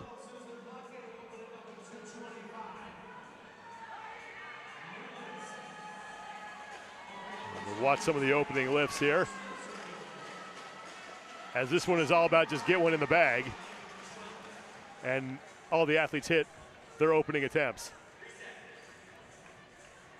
Saw a couple of big openers. If what I heard from the MC is correct, I thought I heard saying about maybe a 225 out there. Yeah, Pinheiro in lane 13. She's on the right side of your screen. She's far right side of your screen. She's in the long black pants and that purple top, loading her barbell while sitting on it. She had 200 pounds to open. We have yet to see any other scores file in here. I thought I heard a 225, but I didn't see that on the floor. So one attempt down. And depending on the type of athlete you are, maybe you're shaking off the nerves after the first rep. Do something very conservative. You have the opportunity to do so with 4 lifts in this format. Rebecca Voigt-Miller is left to center of your screen, just standing very still there back towards the rig in the all black. She made 9 straight appearances as an individual at the CrossFit Games from 2008 to 2016. She was 7th or better 3 times and on the podium in 2011. I just love seeing these athletes continue. We get to see Scott Panchak later coming back into Con the Con Porter's Porter, Marquand Jones. These are the things that it's going to be so exciting 5, 10, 15 years down the road, is that you just see more of the big names make their way into the competition here in the age group divisions. This is Chelsea Hansen, who won the opening event. She'll hit that. Meanwhile, Pinheiro and Cummins both made their second lifts. And in lane 2, Kristen Rosenau, who's creeping up. She's got 195 pounds on the barbell. I believe she just hit that lift. So Pinheiro at 210 was good. Cummins at 205. Those are your top 2 lifts now. Far end of the floor, Pinheiro in lane 13. She's back towards the rig. Again, sitting on her barbell, right side of your screen. And Amanda Cummins, who you cannot see, but she is in the lane right next to her on the far right, the vantage point you're looking at now. So halfway through here. 2 lifts remain.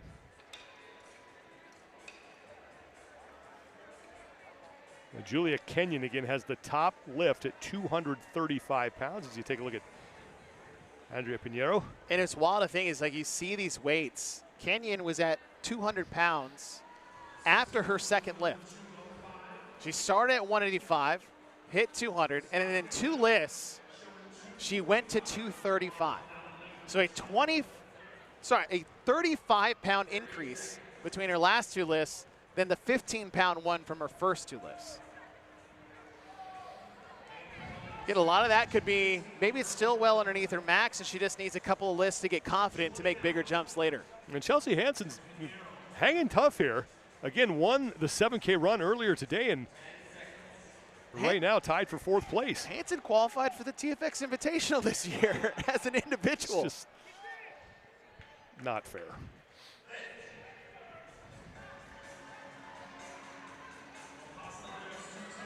And the top 2 lifters in this heat, as you take a look at Hansen, are Pinheiro and Cummins. Now both of them have hit their cleans as Hansen fails the jerk.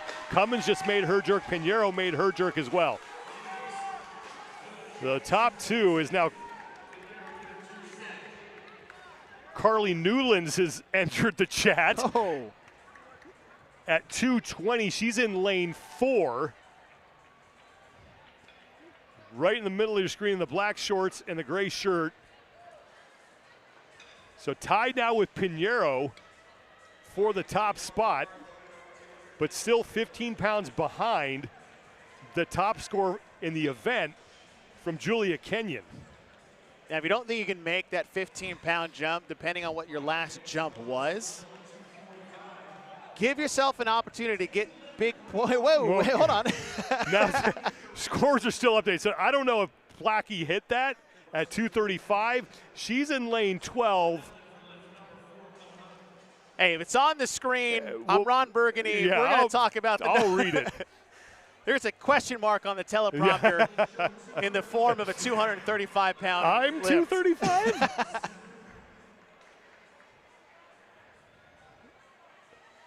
Well, let's assume this is right, which means Susan Plackey at 235 is your leader.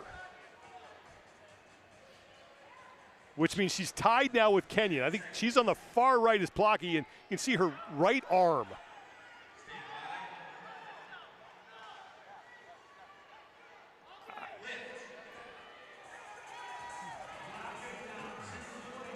The 245 on the bar for Plackey. You're not able to see it now, but she did make the clean. She has the jerk. I know you guys didn't see it on screen, but we thought we were going to witness. We were trying to get you there. Yeah, the death of potentially 4 to 5 spectators with a save lift, though. Well, Plackey almost stepped out of the box in trying to save that jerk again. We apologize for not being able to see it. We're again trying to get you there, but it's 245 is going to be the winning lift for Plackey. Woo! And she'll pick up 100 points. I think a few spectators puckered up a little bit at the end of that. That barbell was a little Jason Kalipa with the Yeah, jib. Where if that was Jason Kalipa, 4 dead at the Masters Age Group Championship spectators.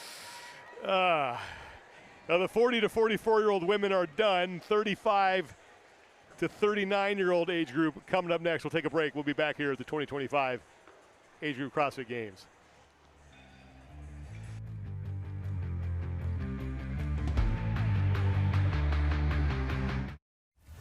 Maybe you were born with this fire, or someone stoked it in you. But at some point you decided, when others walk, you run. When they rest, you keep going.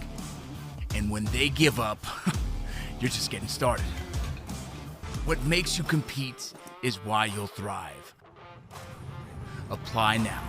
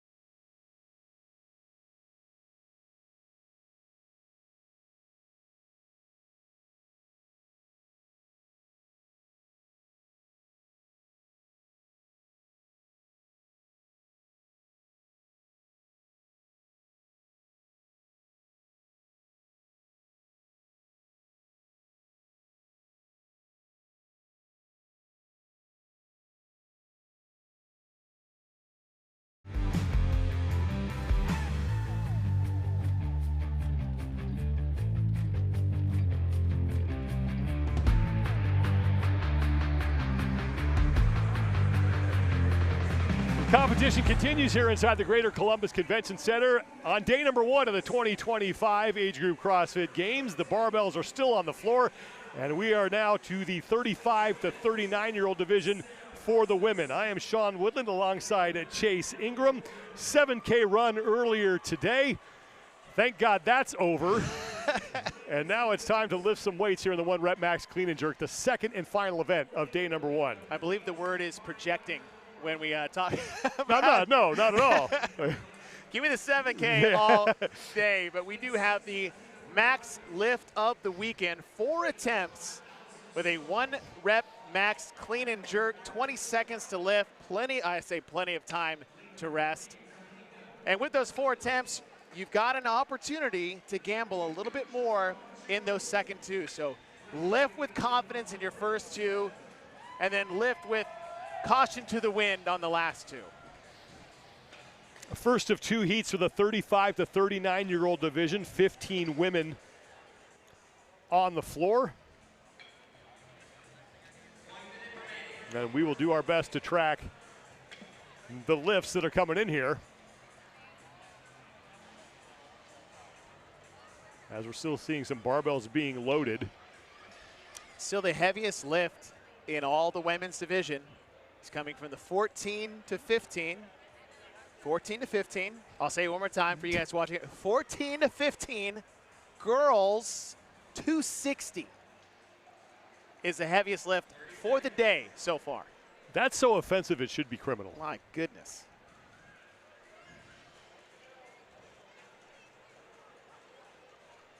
Looks like we got a couple 195s out there.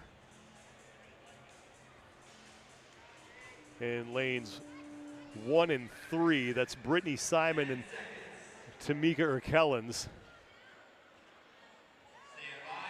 And they're both back towards the rig. Erkellens is in the blue top left side of your screen. First of 4 lifts here. And down in lane 12, we got 215 on the bar. That's Sarah Alicia Fernandez Costas. And 225 to open up. Well then, the Sarah Alicia Fernandez Costas in lane 12 opening with 225. And then Randy Stevens in lane 10 currently sits in second at 215. Henderson and Kelly Clark both tied for third at 205 with now 3 lifts remaining. Nice being in the second heat, knowing what you have to beat from the previous heat. Only 2 heats in this division. 245 is the number to get to. 3 opportunities to get there for Alicia. There's Brittany Simon, who hit 200 pounds on her opening lift.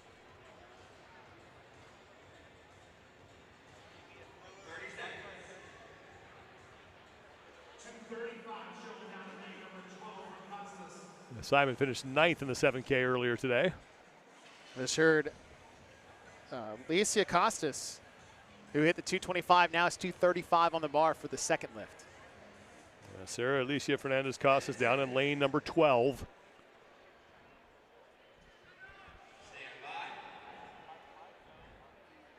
Second lift for her.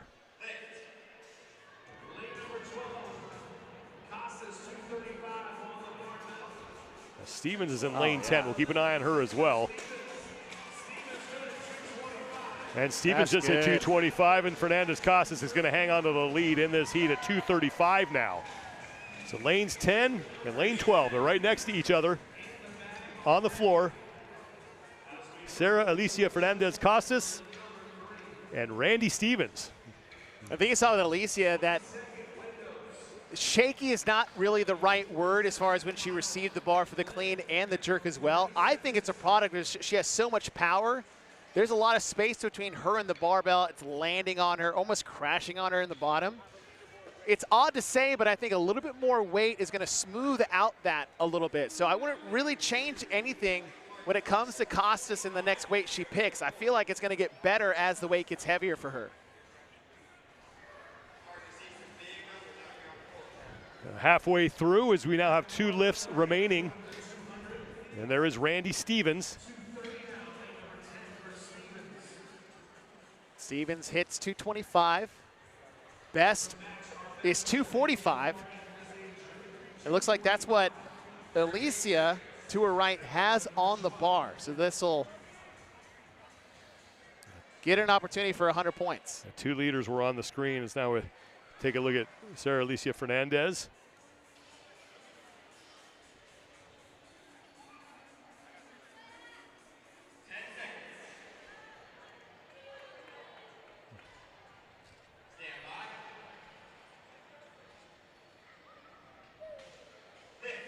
Third of 4 attempts. It might be 240. Is that 240 for Randy? Or Stevens 230? with the Yeah, power 230. clean. 230. And the Ooh. jerk is good for Stevens. Nice. Fernandez Costas is good as well. And that's what I thought we were going to see for Costas, is that the shakiness, the wobbles are gone, because now with, I don't want to say the problem, it's a nice problem to have, but being so powerful throughout the middle of the clean, there's going to be a lot of space between you and that barbell, especially if you're quick under the bar. That means that bar's landing on you versus you receiving it comfortably on the shoulders. That's not necessarily a bad problem to have, but that makes a shaky clean when it comes to technique. Those extra 10 pounds smoothed all of that out. Now she's tied for the lead as far as 245 is concerned. Ooh, 255. And Kelly Clark solidly in 3rd place here. Again, first of 2 heats for the 35 to 39-year-old women. And this will be the 4th and final attempt for all these athletes. You can see Kelly Clark, she's in the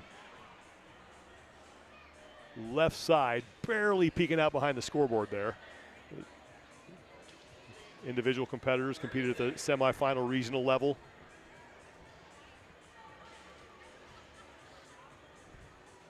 I think Stevens is going for 235. Costas 255. Stevens on the left. Fernandez Costas is on the right. And Clark looks like 235 for her. We'll watch the top 2 and I'll let you know what's going on with Kelly Clark. Ooh. Well, Clark has completed her clean as Randy Stevens missed. Now Clark is setting up for the jerk. And there she is.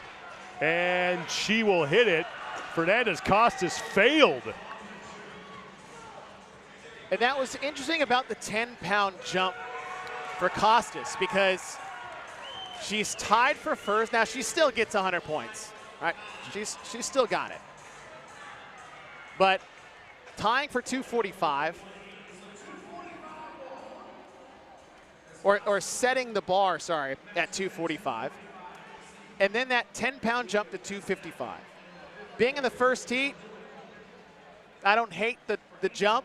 That said, if you weren't supremely confident, but you knew you could get to 250, those 5 pounds can make a difference with 8 events over the course of the weekend. The 245, our top scorer, courtesy of Sarah Alicia Fernandez Costas, as Kelly Clark slides into 2nd place in the heat after Stevens missed her attempt.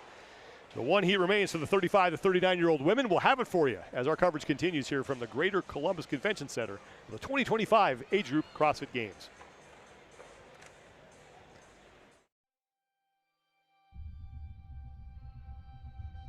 What's different about Boulder is how well they take care of their athletes. Boulder, I mean, it's just so oriented around competitive masters athletes. That's what I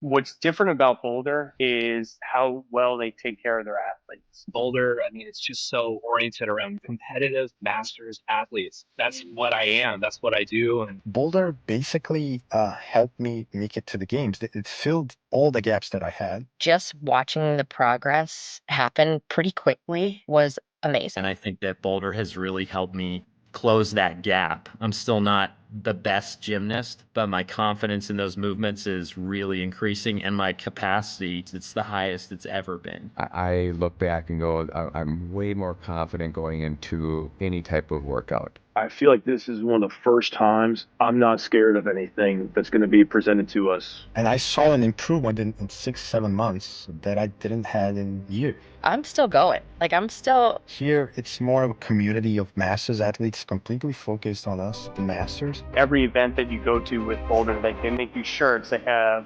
snacks, they have like all this stuff that's for their athletes.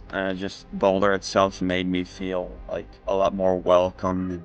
Made me feel part of a family, Once I was at Fittest of the Coast and just got to see all you guys and get to chat more, I felt more connected to the community, and I felt like I wanted to do the programming a lot more. Boulder probably is increasing at a rate more rapidly than any other programming. Boulder's not just a program, it's everything encompassing how they treat their people. Everyone was so supportive on day one. This is a great, warm community, and everybody's here to help everybody. No other program does that.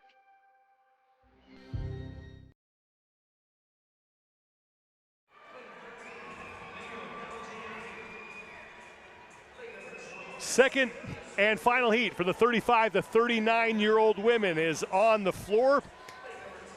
245 pounds is the top lift that we have seen here in the 1-rep max clean and jerk in this division. Glad you're with us today as our coverage continues from the Greater Columbus Convention Center in Columbus, Ohio. I'm Sean Woodland with Chase Ingram. 4 attempts here in event number 2 to establish a 1-rep max on the clean and jerk. Nice little setup for these athletes to really get an opportunity to put some serious weight on the bar and then over their head. They'll take a 90-second break between the 20 seconds that they have to lift. And Sean, as you said, 245, the best from the previous heat. Now, if I look at who's on the heat sheet, all my attention goes to lane number 2, and that's Christine Middleton, who on paper should be not just to put up the heaviest weight that we've seen in this division, but still chasing the heaviest weight we've seen all day, and that's in the 14 to 15-year-old division of 260. There are 15 women on the floor. You're looking at lanes 2 through 11. Julia Holm will be in lane 1, and then it's Scorzelli, Calagiani, Braz, and Bethencourt, who will be in lanes 12 through 15 respectively. And 245 from Sarah Alicia Fernandez Casas in heat number 1 is your top lift. And we've already got, looks like quite a few lifts of 200 or more. I think Middleton has 235 on the bar. And Middleton is in lane 2. Unless it's and a 15. You're looking at her now. And that's a 15, that's 245. 245 is what is listed on her placard. And now she is tied for the lead. Well. Okay then. Middleton in 11th place after event number 1, now tied after the first lift for the lead in this event.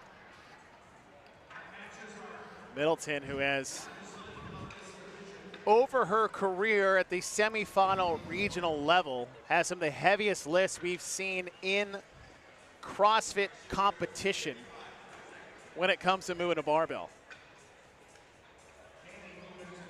35 pounds. Okay. Prevost and Klutz tied at 210 for second place, with Christine Best and Katie Canning.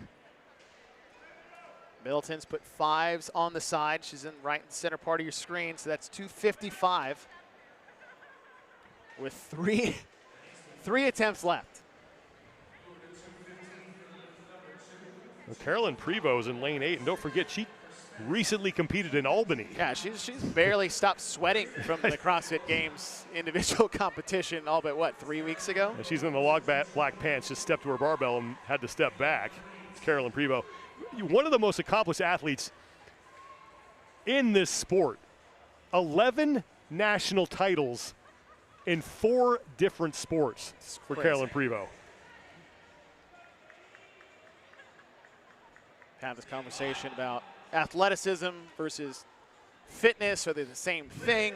The answer is no, but when you have both, it is a fantastic combination to have out here on the competition floor. This is 255 now for Middleton. Golly, look at that. And that is good.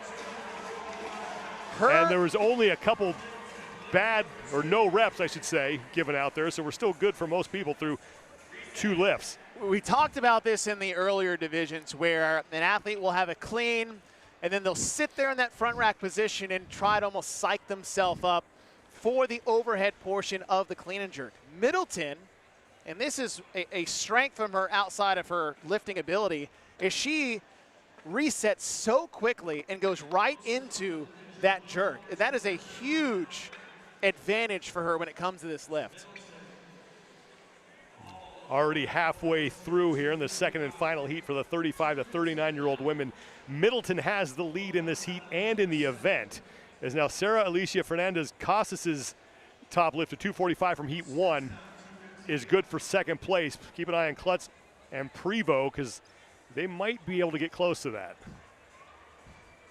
So now 265 is on the barbell for Middleton.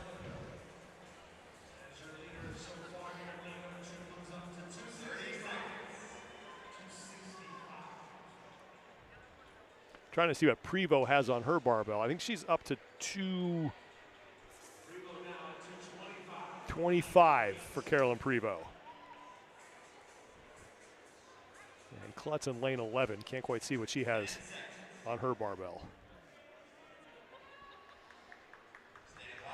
Another 10-pound jump, so this will be for the heaviest lift of the day.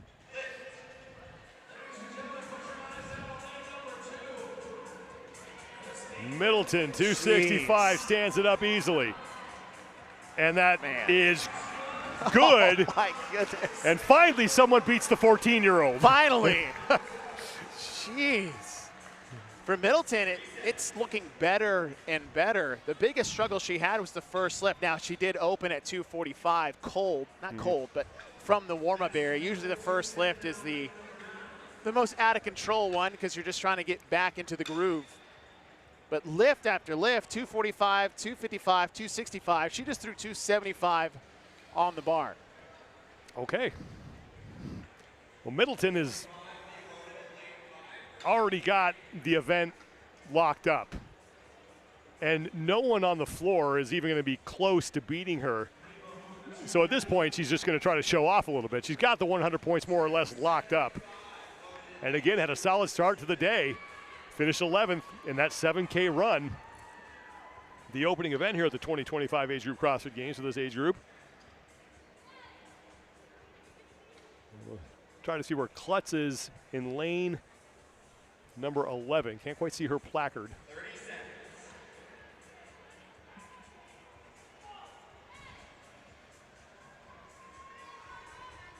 But Middleton is going to make a run at 275.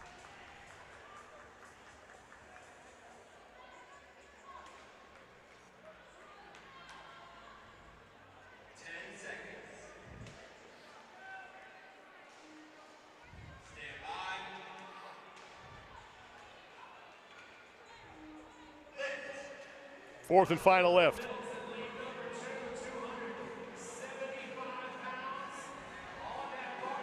Oh, wow.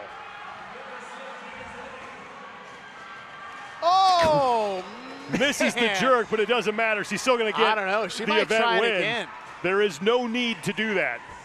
Yeah, but, you know, if you want to, I'm not going to stop you. I'd love to see it. Now she has, this is smart, as long as the barbell's off the ground. Yeah. And I'm not sure it wasn't, it was close, and the judge says no. It does, she's still going to win the event. You don't need it. Although. Still going to win the event. Man, that clean. Whew.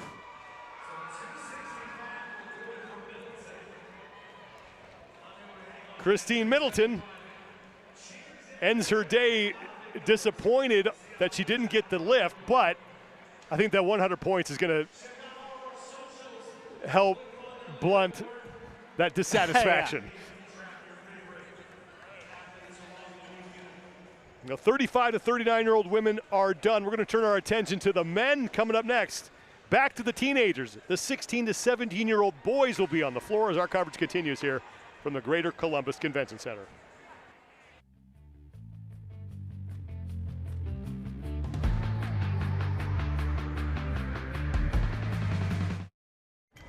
Strength, endurance, resilience. These aren't just words, they're promises.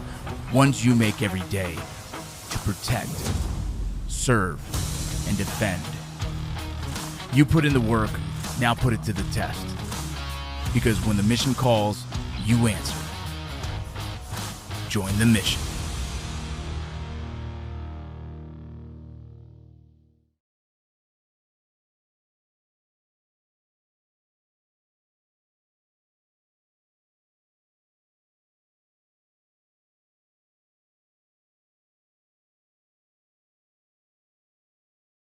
Strength, endurance, resilience.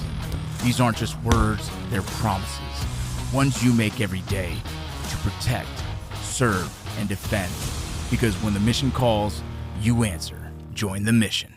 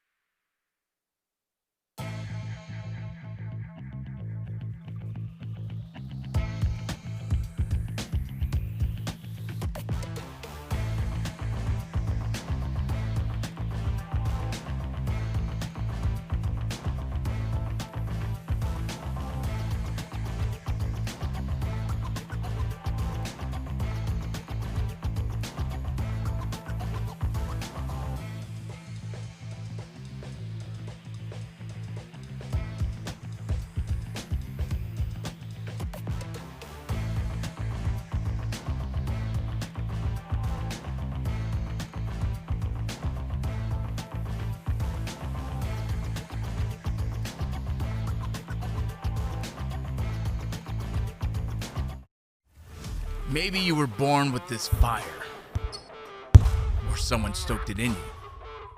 But at some point you decided, when others walk, you run. When they rest, you keep going. And when they give up, you're just getting started. What makes you compete is why you'll thrive. Apply now.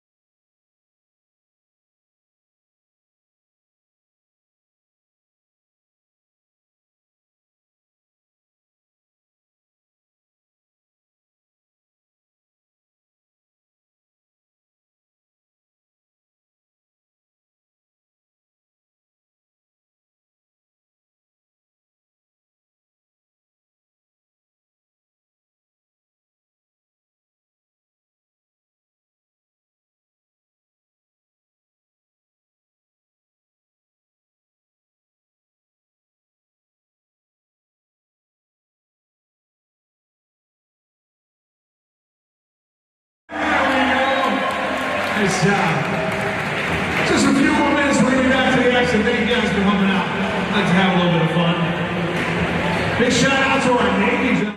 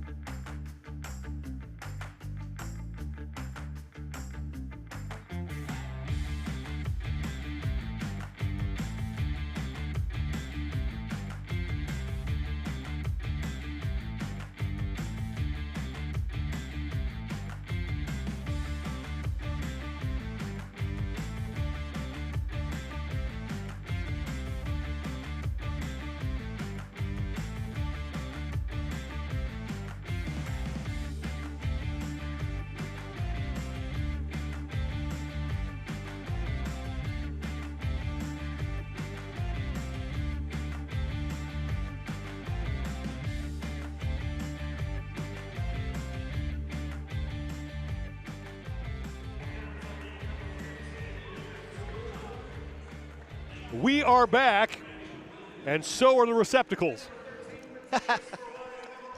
Competition continues here on the opening day at the 2025 Age Group CrossFit Games. We are inside the Greater Columbus Convention Center. I'm Sean Woodland alongside Chase Ingram. We have reset the floor, and now the 16 to 17-year-old boys will take on event number 2. That's all about the 1-rep max clean and jerk. Kicking it off for the men's division, starting with this age group, as you said. Saw a lot of great lists on the women's side for every division. Had that long run earlier this morning. Now 4 opportunities to lift as heavy as they can, which is nice because a lot of times it's just 3. So that first opening weight is so important, and there's so much on the line to get that right. With that extra lift at the end, it allows them a little bit more runway to be a bit more conservative and just kick things off the right way with a good lift. First of 2 heats here for the 16 to 17-year-olds. 15 athletes on the floor. The second and final event that they will face here on this opening day of competition.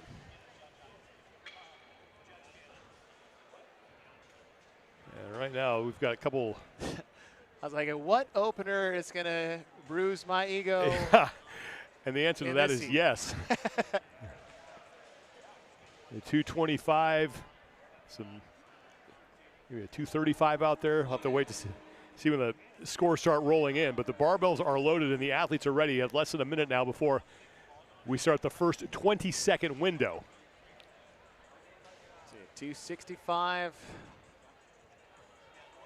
275, maybe 280. Ooh. Billy Pearson, lane 3. He's got 265 on the barbell.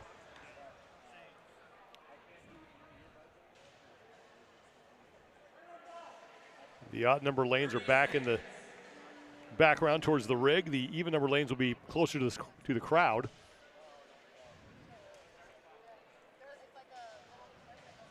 I think down in lane 14, Redding Williams. I don't know if he's got another blue on there or not. I see the yellow. I don't know if that's 215 or if that's a lot heavier than that.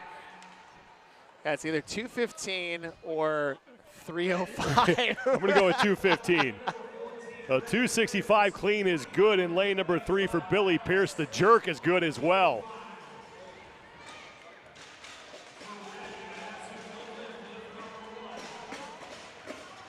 That's Jeremy Jordan you just saw. That lift for Alderman is not correct. Sean, that was 305 by Redding. We're going to say that Redding Williams is your leader at 305 because 510. Mason Alderman. Of course it wouldn't be an Alderman. Right.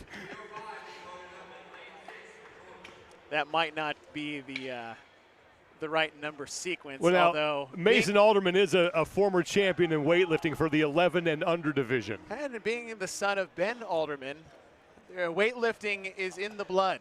But 510 pounds, however. Well, Alderman's in lane 12, so he's at that end of the floor.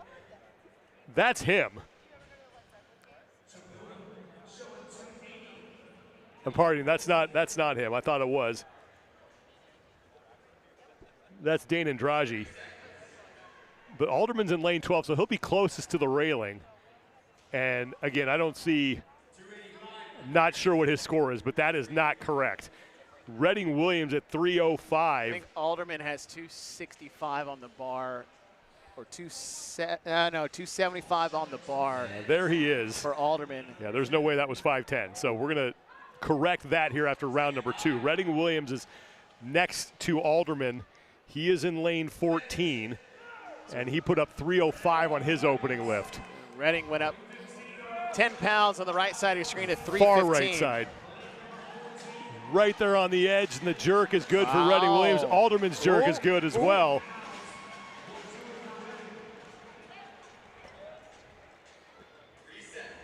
315 for Redding Williams. Redding's a tall, lanky dude throwing up 315 over his head in 2 lifts. A lot of ROM.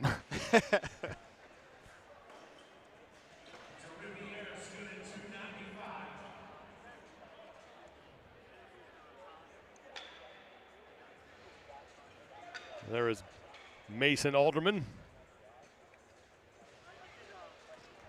I mean, he's got a 280 listed front squat and split jerk. Well, put them together. Yeah, he just.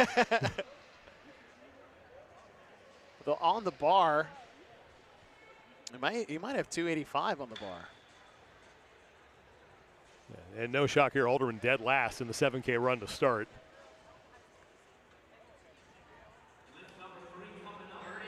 Redding Williams was 13th, so for a man that size finishing that well in that event, that's Aziz Al-Salah. So Redding, who hit 315, is going for 320. That 15, he had to save that out front with a couple of steps. So a 5-pound jump here off that's a good call. Again, Redding Williams is on the far right side, right on the edge of your screen. Lift number 3 of 4 here for the athletes. Good on the clean. Ooh, had a double clutch on the jerk. Yeah, Alderman hits the jerk. Williams cannot.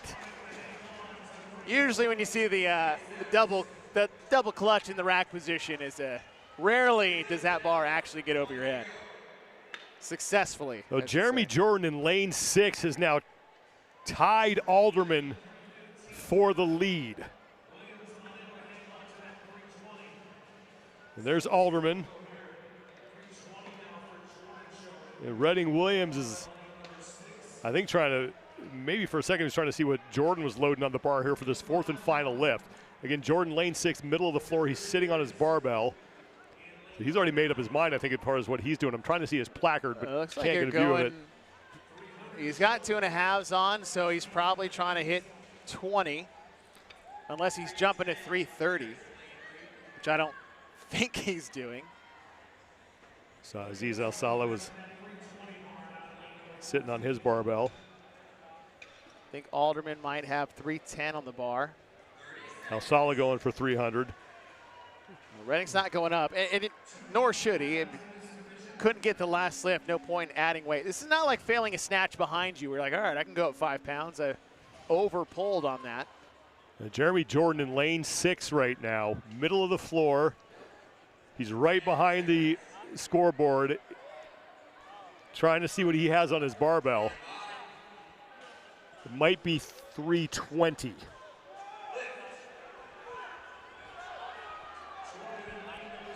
Lane 6, Jeremy Jordan, the clean is good. Williams had to bail out of his clean. There's Alderman. Oh! Jordan's got the jerk as Alderman sets up. Wow. Williams failed again on the right side of your screen, but it's Jeremy Jordan, who unfortunately we didn't get to see. 320 to set the mark to beat. And there is Jeremy Jordan. Jordan had a very solid clean, almost punched that bar out in front of him on the jerk, but was able to step forward a couple of steps to secure that bar overhead. So one heat is down for the 16 to 17-year-olds. Jeremy Jordan has the top lift at 320. Redding Williams right now in second place in the event at 315. And we will have the second and final heat as our coverage continues here from the Greater Columbus Convention Center.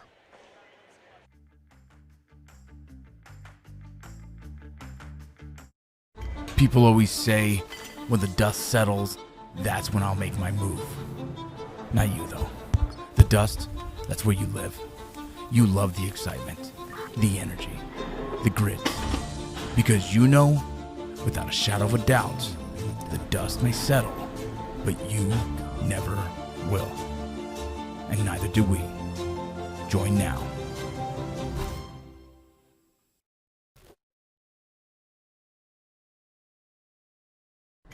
People always say, when the dust settles, that's when I'll make my move. Not you, though. The dust is where you live. You love the excitement and grit. Because you know the dust may settle, but you never will. Neither do we. Join now.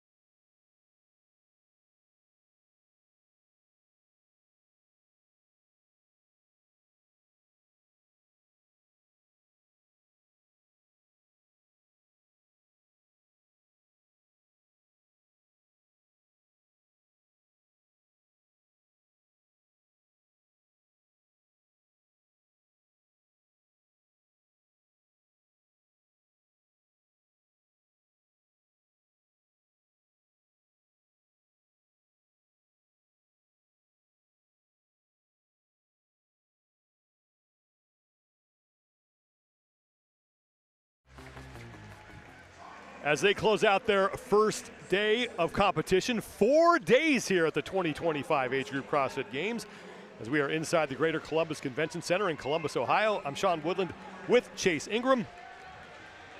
And the heavy barbells are out on the floor. 4 attempts in event 2 to establish a 1-rep max clean and jerk. And obviously we haven't established the pecking order on the leaderboard quite just yet coming into the weekend. We've only had the 7K run. We haven't shifted the heats around just yet. And so the weight to beat, 320 pounds. These athletes will have 4 attempts to do it. Elena Simons. Your top weights from the previous heat. Those are the top weights from the previous heat. Jeremy Jordan had the top lift at 320 pounds.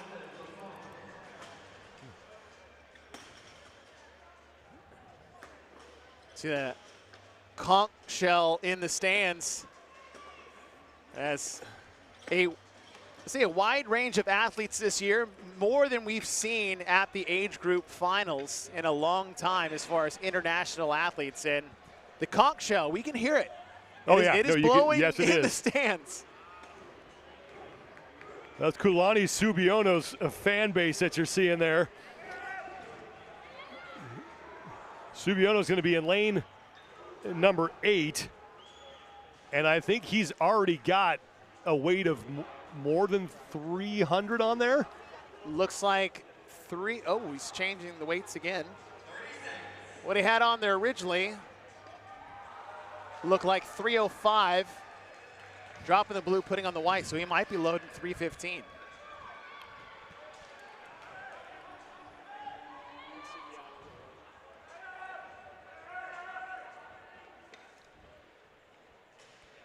Just about everybody is set here.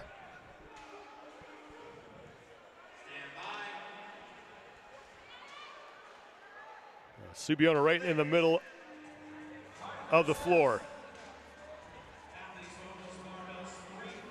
Wow. And that is good for Subiono. Okay. Again, you're looking at the scores from the prior heat. Okay. On the left side of your screen, but Subiono, I can't see what he had on the barbell as far as the placard's concerned, but I think that's 315. Okay, then. He's already 5 points back of Jeremy Jordan, and he has 3 lifts remaining. The heaviest opener in the previous heat was 305.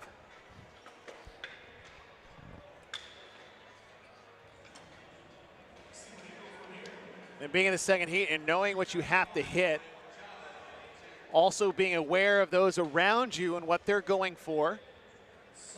We've seen some people out to an early lead in the first 2 rounds and not hit anything in the second 2. So a lot can still happen with 3 lifts left to go. 20 seconds, to lift, and then a 90-second reset. And again, those are the scores on the left side of the screen from the prior heat. Jeremy Jordan with 320 was your leader. But that is probably not going to last because Kulani Subiono in the army green shorts, white shirt, middle of your screen, just rolling his shirt down and adjusting his belt. He's got his fans right in front of him. Yeah. This is great. This is what you love about these age group events. And we saw this last year, too, in Birmingham. 330 on the bar. The fans are really right on top of the action here. 330 and the lead for Subiono on his second attempt.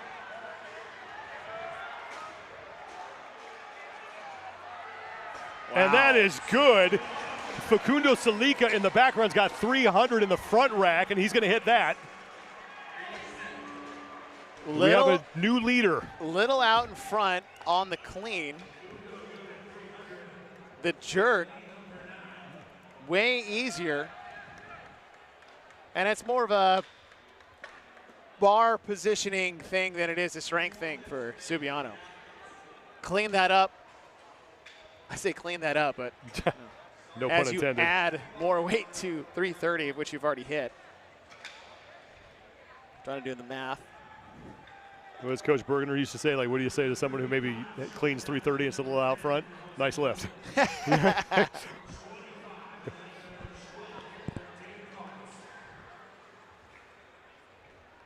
That's Jorge Luis loading his barbell as we are halfway through this second and final heat. And Kulani Subiono is now your leader in the heat and the event. 330 in the bag for him. Now, it looks like 335.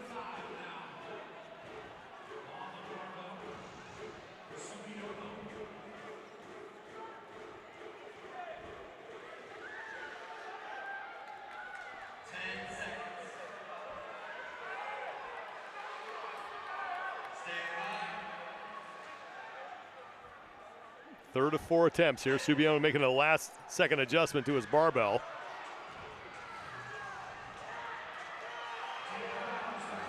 Oh, much better. Facundo Salica behind him's got 310 on the bar. Subiono won't be able to complete the jerk. Oh, no. Still has the lead in the event, I believe. I don't think anyone else has gotten closer to him on the floor. So 330 is still the top lift for Kulani Subiono. Clayton looked really good. Better than the last one. This might be the same loading, 335.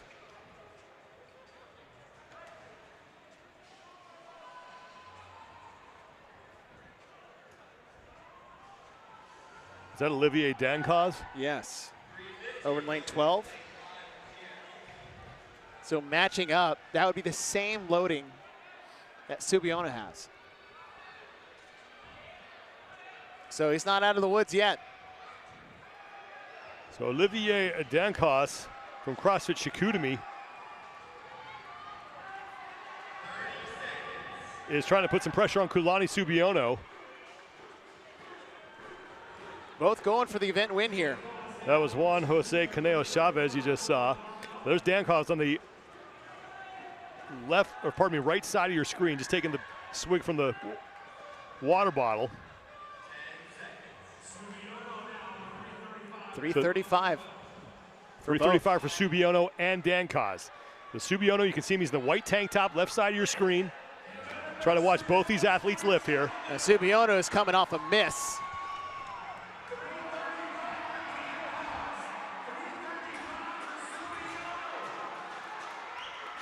Jerk is no good for Dancause. Subiono has it, and he's going to win the event. 335, good for Subiono.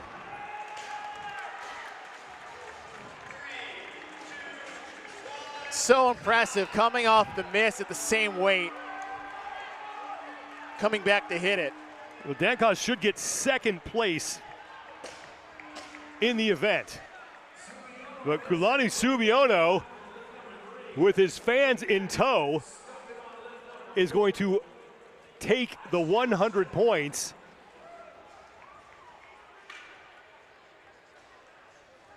Finished 23rd in the opening event, so that's a solid turnaround for him as he picks up the event win and will rocket up the overall standings heading into the second day of competition. 16 to 17-year-old boys are done lifting like men. When we return, the 50 to 54-year-olds take the floor here at the Greater Columbus Convention Center in the 2025 Age Group CrossFit Games.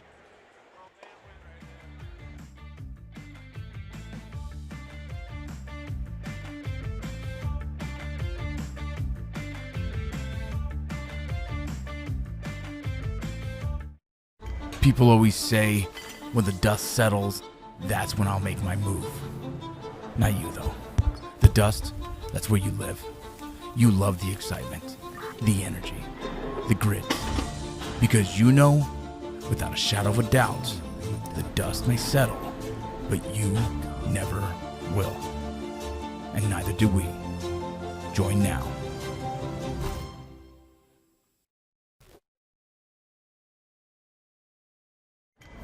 Strength, endurance, resilience. These aren't just words, they're promises. Ones you make every day to protect, serve, and defend. You put in the work, now put it to the test. Because when the mission calls, you answer. Join the mission.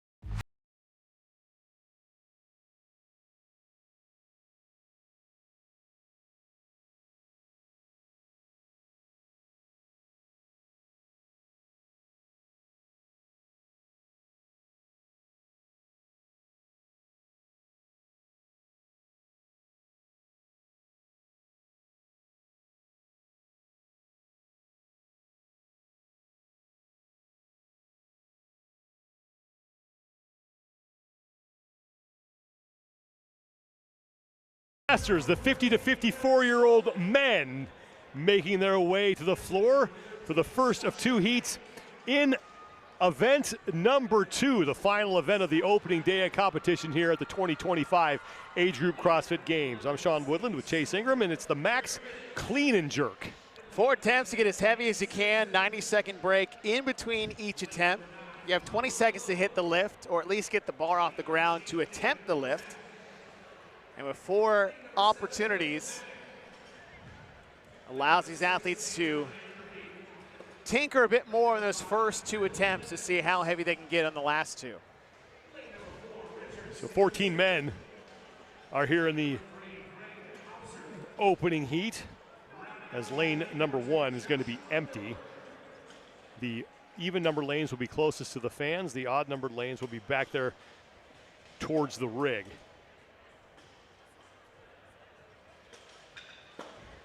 And this is where the blow to the ego really starts. This is my age group, so I get to see how much more. Hey, there you go. What do I have to do to even get close to this? I was about to say, this whole weekend's a blow to my ego. It's brutal. And it's much different than, say, the crossing. Like, at the crossing ends, I'm like, yeah, all right, you guys. Of course, right. Yeah, here, I'm like, all right. All the excuses I give myself in Albany are gone. When you're getting outlifted by a 14-year-old girl. Yeah. Absolutely incredible. And that's the expansive talent that we have here at the Age Group Games, from the young teens to the older masters, and what the future of the sport could be in that division, and what the future of your fitness potential could be in those later divisions. It's Phil Evans with 245 on the barbell.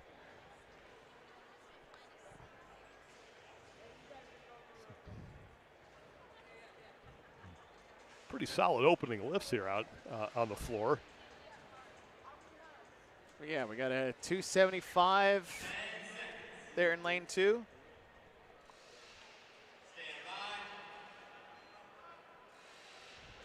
It's a good swath of weights.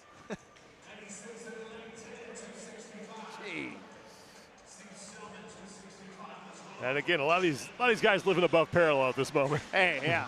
Listen, some live their life dangerously. Others live their life in a hang power life. As Tommy Marquez said, nothing but obtuse angles here.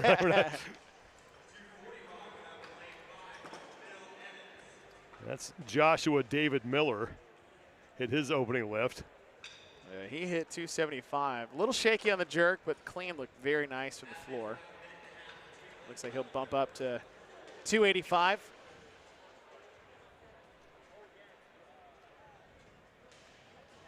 Phil Evans was good at 245. He's trying to reload his barbells. We're through the first of 4 attempts here.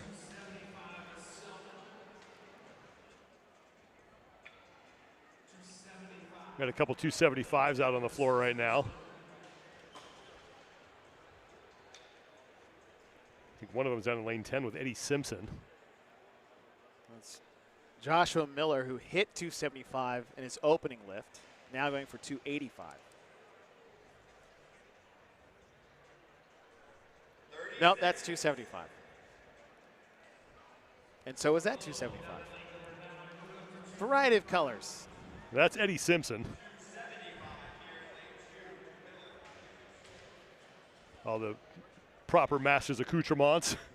One knee sleeves, belt, wristbands. Yes, and an elbow sleeve, not plural. No, you like that. That unbalanced look is good for Masters. It's only one. Second of 4 lifts here. If anybody thinks I'm joking, go look at lane 3.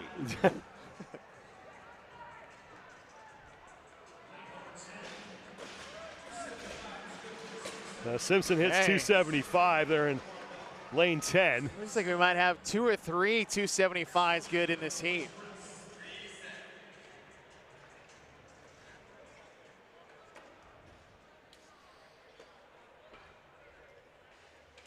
So halfway through, another 90-second reset here. So Sean, with the 275 between several athletes, one of those being Josh Miller, I think the tiebreaker is going to be the number of kids you have. And I just got word that Josh Miller has 5 of them. Okay.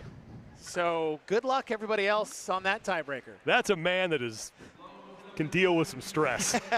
He's seen some stuff. Simpson jumping up to 295, it looks like. Ooh.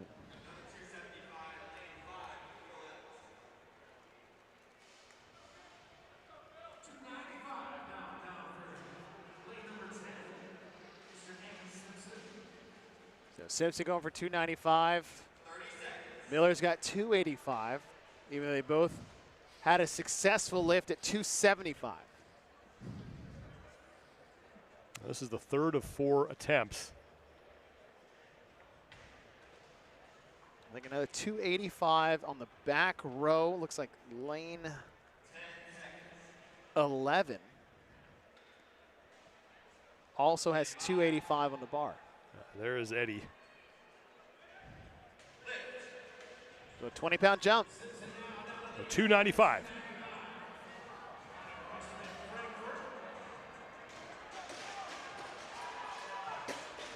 And the jerk is good for Eddie Simpson. That was nice. 285 miss on the back row, so. As we move in now to the 4th and final lift, and we believe that Simpson is your leader on the floor right now after completing that 295-pound clean and jerk. I don't think Miller, and I think that's Steve Selman that was going for the 285. Neither one of them hit 285. So 275 still stands. So 305 now for Eddie Simpson. So we'll go from a 20-pound jump to a 10-pound jump. He's got it in him. That jerk looked very nice. Joshua David Miller's at 285 as well. So Eddie Simpson looking to set the mark to beat heading into the second and final heat.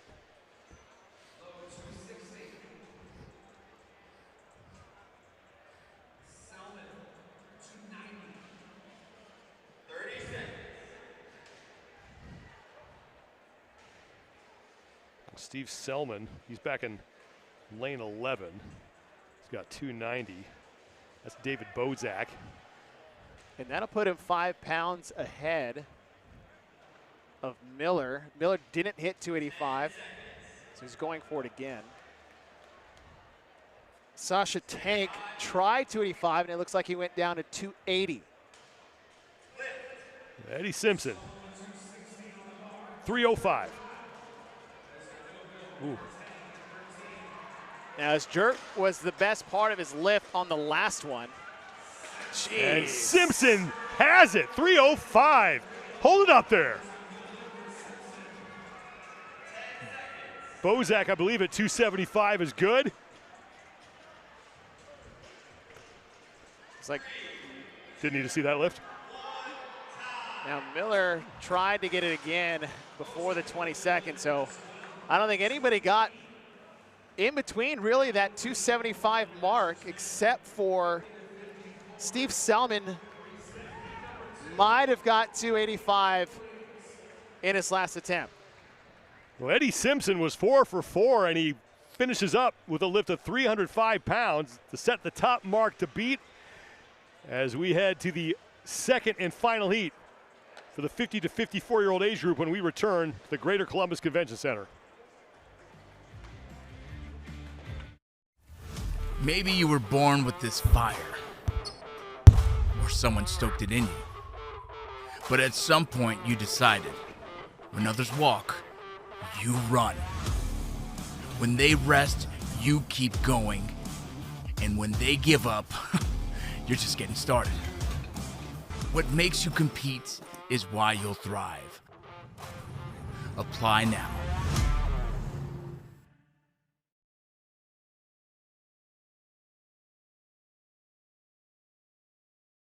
People always say, when the dust settles, that's when I'll make my move. Not you, though. The dust, that's where you live. You love the excitement, the energy, the grit. Because you know, without a shadow of a doubt, the dust may settle, but you never will. And neither do we. Join now.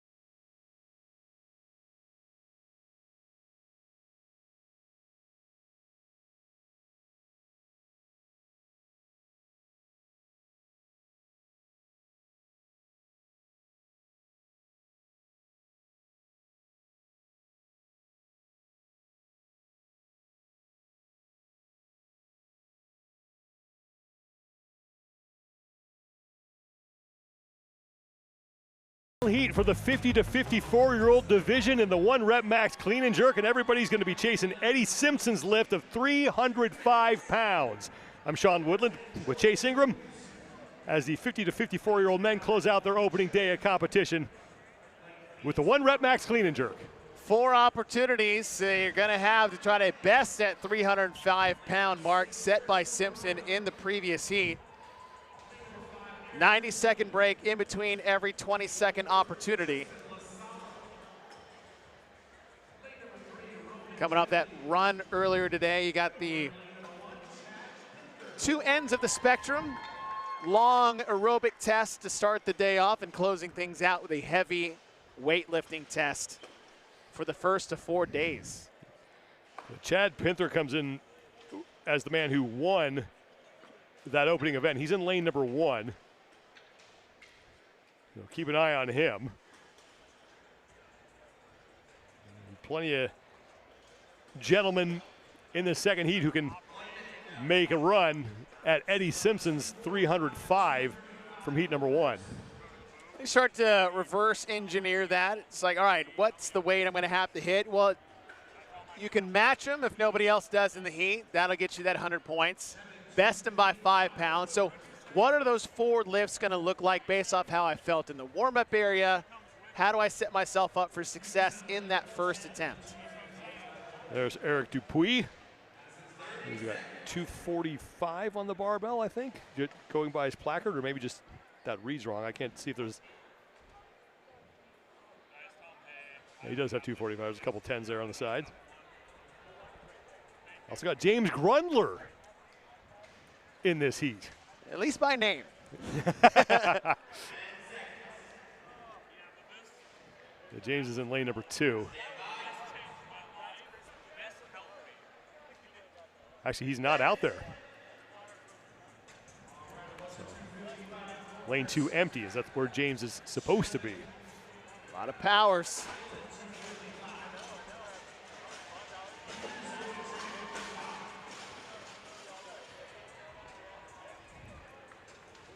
So Volkan Sevic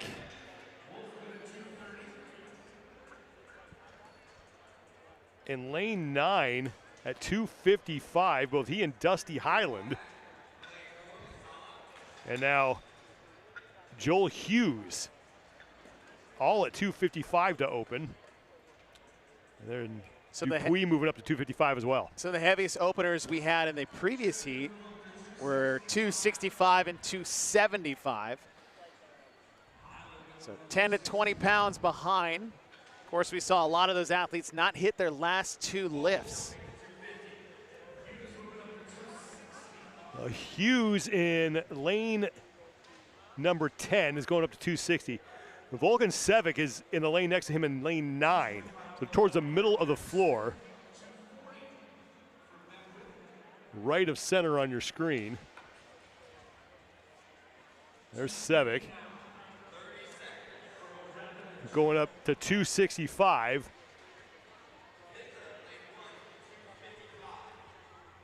And Sevic, one of those athletes, you mentioned what an international competition this is. He's from Turkey. Man, that's so cool.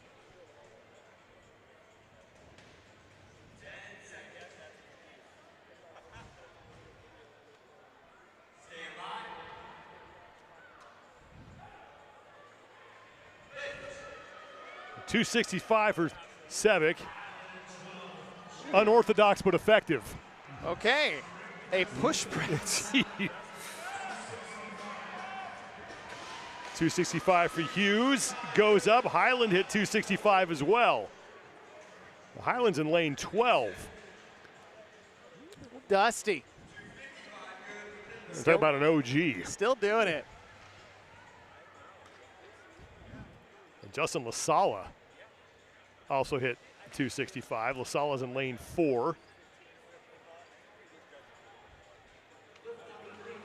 Halfway through, 2 lifts remain. Top lift still belongs to Eddie Simpson in heat number 1 at 305.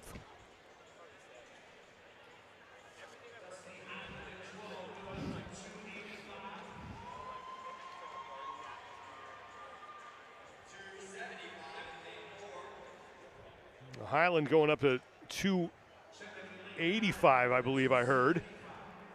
See where Sevic is.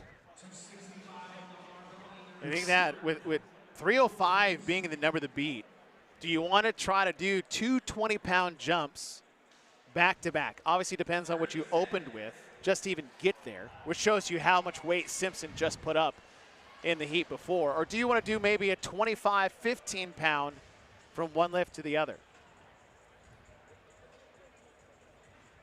I think Sevic's at 275.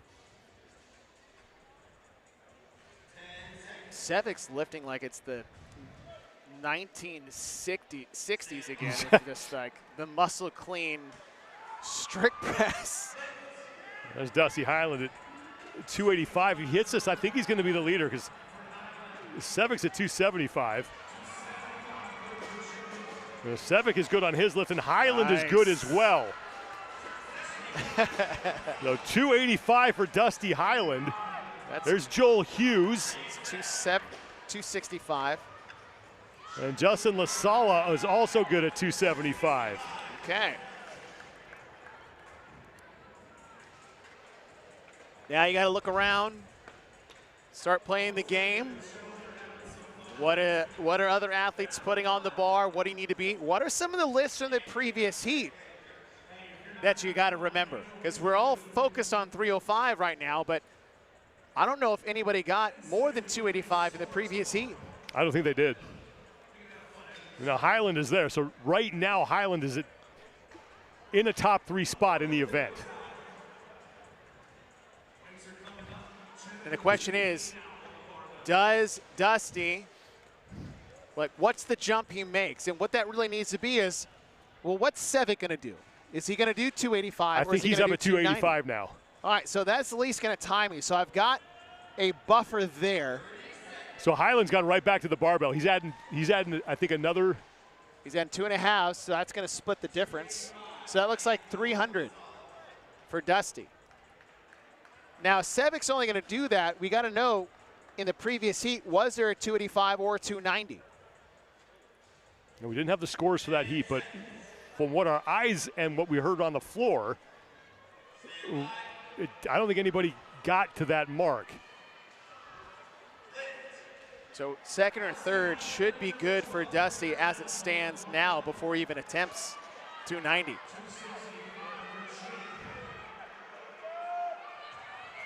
Highland going with a squat clean. Sevic presses it out. That was amazing. My goodness. Highland is good, and now we'll just wait for the score. Oh. Sevic literally strict pressed that weight as Highland's going to finish second in the event. Eddie Simpson is going to win at 3:05. That's Joel Hughes, unable to get under that. Justin LaSala at 285. That should be a top 5 spot for him in this event. But Eddie Simpson picks up the event win. Dusty Highland is going to finish second after that 300-pound lift. And we'll reset the floor once again and make way for the 45 to 49-year-old men as our coverage of the 2025 age group CrossFit Games continues from Columbus, Ohio. Maybe you were born with this fire, or someone stoked it in you. But at some point you decided, when others walk, you run. When they rest, you keep going. And when they give up, you're just getting started. What makes you compete is why you'll thrive. Apply now.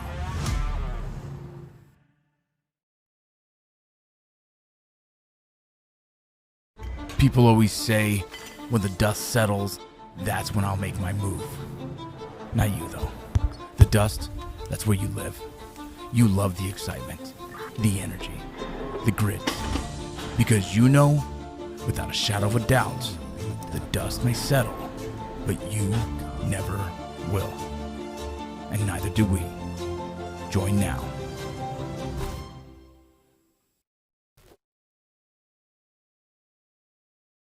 Strength, endurance, resilience. These aren't just words, they're promises. Ones you make every day to protect, serve, and defend. Because when the mission calls, you answer. Join the mission. People always say, when the dust settles, that's when I'll make my move. Not you, though. The dust is where you live. You love the excitement and grit. Because you know the dust may settle, but you never will. Neither do we. Join now.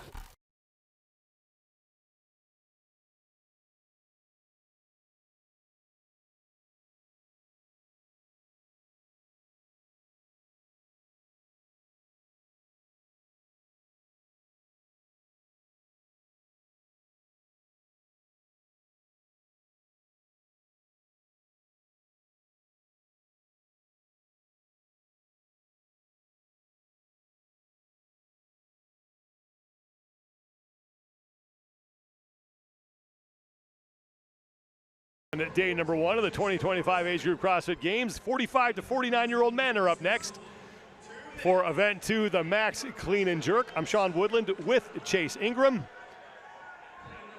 4 attempts, 4 20-second windows to see who can lift the heaviest.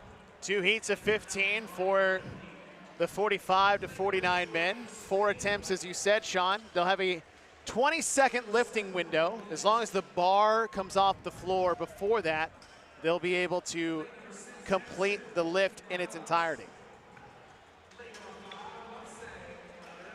15 men on the competition floor here. Earlier today, we completed that 7K run, and it was Christopher Anderson in this age group who won that event. Buck Jacobs finished in second, followed by Danny Hale in third. I count 3 single elbow sleeves. That's what we like to see.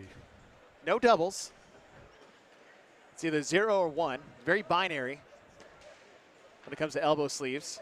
Knee sleeves, you got to have them both. I mean, both. Now, we all made the mistake back in the day when we ordered our first, we thought pair of knee sleeves. And we got the single one in the mail. We said you'd order wristbands, and you'd be like, I'm not going to make the same mistake, and you get 2 pair. You actually did get 4. So now I have double the wristbands, single the knee sleeves.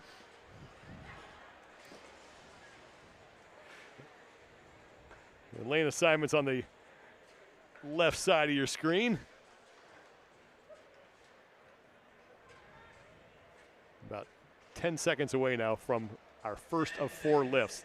First of 2 heats here for the 45 to 49-year-old men. If you hear the time calls, that is none other than former teen CrossFit Games champ Ty Jenkins. He's out there. He's actually an MC on the floor after competing as an elite individual for the first time. Not too far from removed from that former teen championship of his. 275 now looks to be the 285 make there that. It is. Wayne Willett. 285. And Wayne's in lane 7. 5 275s. Couple of 270s and 265s. This is when it's going to start to get interesting, when you see a lot of guys out there with the same skill set, the same strength, which we're hoping to see, right? The game within the game.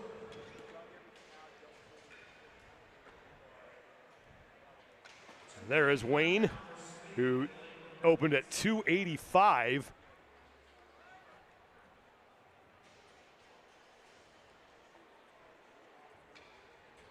He's at a CrossFit Crown Town. Jumping up to 300 is Wayne Willett. Okay. 15-pound jump. That's Shaka Dennis, who's down in lane 15. He hit 275 on his opener, as did 5 other men.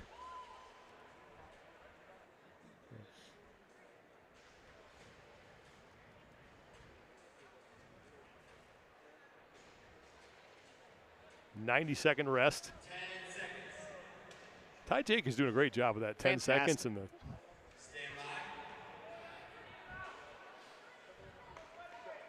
300 pounds for Wayne Willett.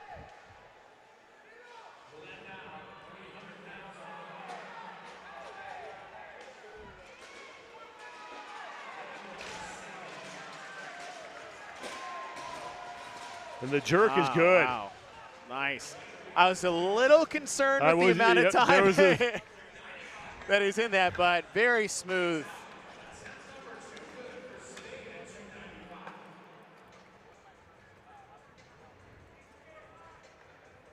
Shaka Dennis and Love Sang Arak Castellano. Well done. And Ryan Spade all at 295. So it's going to be a good battle here on these final 2 lifts.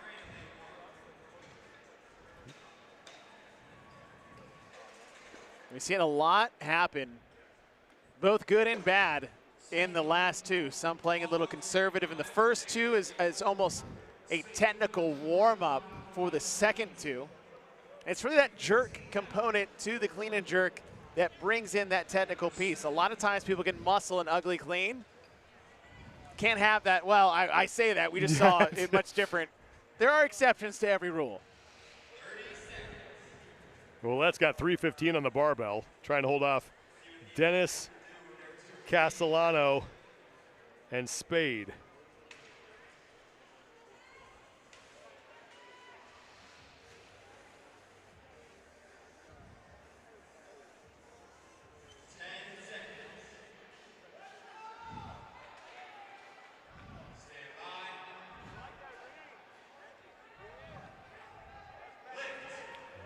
Third attempt. 315 for Willett to hold on to the lead here in this heat.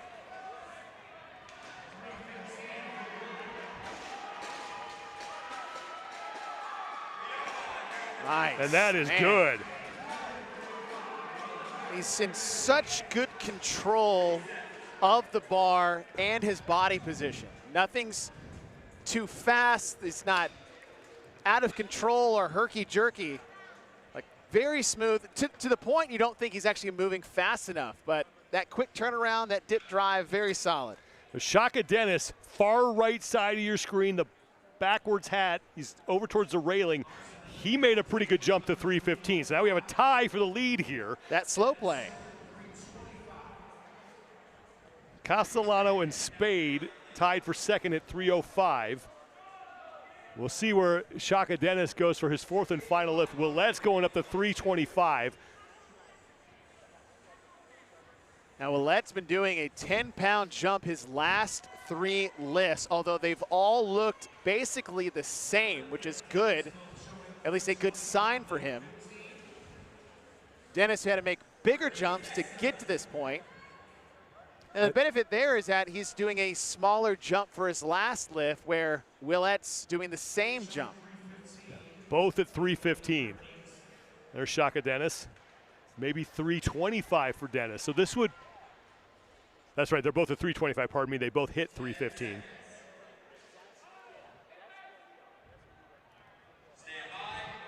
There's Ryan Spade.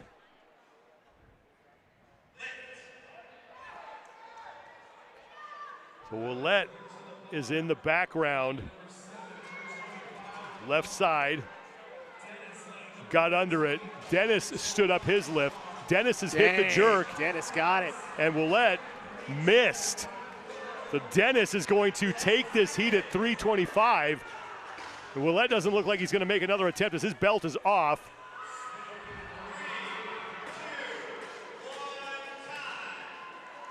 Dennis dressed like he just rolled off the couch watching TV and decided to come out here and lift heavy. What are these barbells doing out here? All right, I guess I'll lift them. So 325 for Shaka Dennis. That's the top lift with 1 heat remaining for the 45 to 49-year-old men, and we'll have it for you when we return.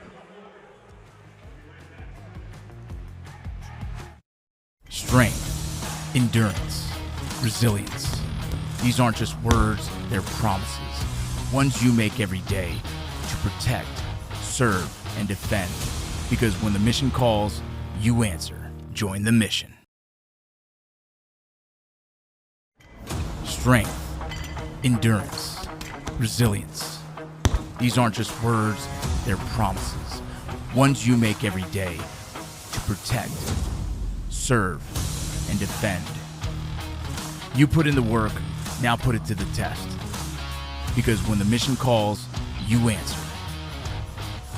Join the mission.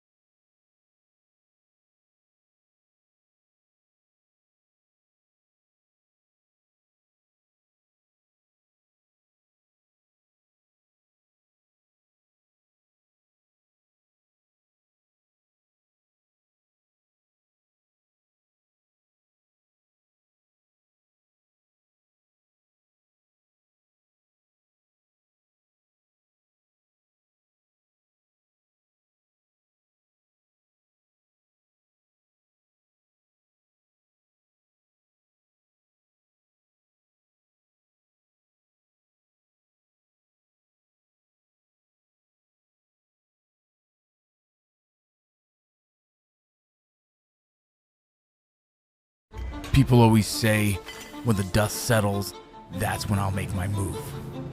Not you, though. The dust, that's where you live. You love the excitement, the energy, the grit. Because you know, without a shadow of a doubt, the dust may settle, but you never will. And neither do we. Join now. Maybe you were born with this fire, or someone stoked it in you. But at some point you decided, when others walk, you run. When they rest, you keep going. And when they give up, you're just getting started. What makes you compete is why you'll thrive. Apply now.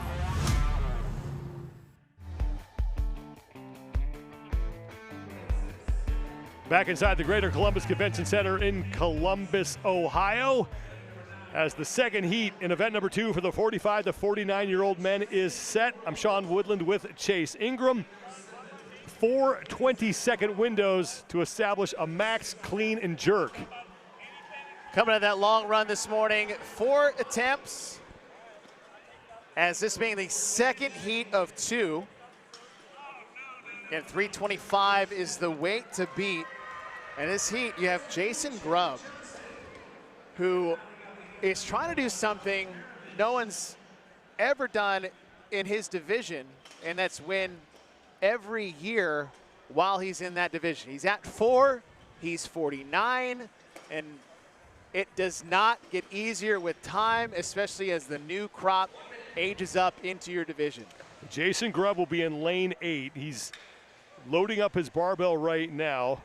That's Zach Barber in lane 6, loading up his barbell. And there is Jason Grubb, 5-time Masters champion. And as you said, Chase, he has won this division every year in which he's competed. And that's not supposed to happen. No, it's not. Like every year. Maybe one in year 1 and 2, right. But after that, come on. And it's different with elite individuals. Everyone's in the same pool. Everyone, the newcomers are usually less experienced and not quite as fit as, say, the old guard that are at the CrossFit Games on the elite level. Here, there's a new wave of athletes you have never competed against in a few years that could have maybe just started CrossFit. You've never heard of them, and now they're making waves in this division. Shaka Dennis has the top lift at 325 pounds. Got a 285 out there. That's in lane 6 with Zach Barber. And a 295 in lane number 2.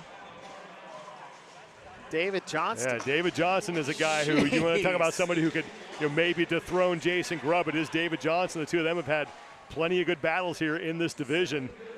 I mean, there's a lot of athletes that can do that. David Johnson, Robbie Perovich, Alexander Jolivet. Yeah, Johnson at 295, lane number 2, with the best opening lift at 295. Petlawani in lane 5 at 285 was good. Jason Grubb opened at 265, and now it looks like he's going to jump up to 285. So a 20-pound jump for the 5-time Masters champion. Jason Grubb comes in 5th place after taking 5th in the opening event. And you think of the totality of the weekend when you're trying to find the fittest on earth, is that event wins are nice, but consistency at the top is much more important. If you can stack top 5s, top 8s all weekend long, you're going to find yourself in contention for that not just podium finish, but top of the podium. And Jason Grubb is a guy, if you don't know his story, just got into CrossFit to get healthier. He was overweight, pretty sedentary, didn't do a whole lot, and now he's a champion. Which is a testament of not limiting yourself based off your current position. Right.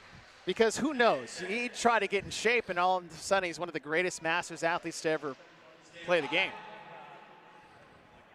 David Johnson in lane number 2 has, I believe, 305 on the barbell.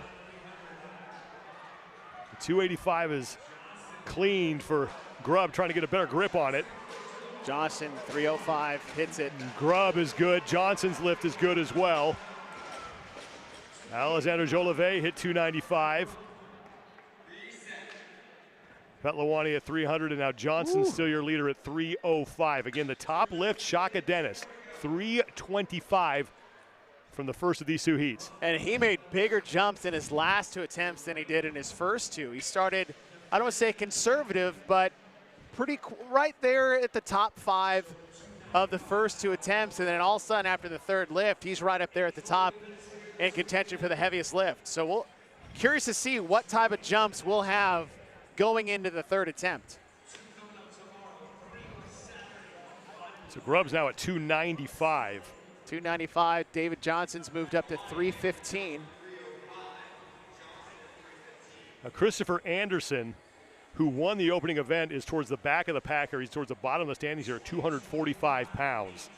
And we see that as much from the athlete maybe getting last on the run and first on the clean and jerk. If you're getting first in the run, depending on how much you've sacrificed in skill level, it comes to play. And that's what's cool about having 2 different single modality tests to start off the day with the long run and the heavy lift. As CrossFit athletes, we're very greedy. We would like both. And all the shoes. Would you like to be a fast runner or a yes. strong weightlifter? David Johnson looking to hang on to the lead. 3:15. 3:15 on the bar for David. Look good those first 2 lifts.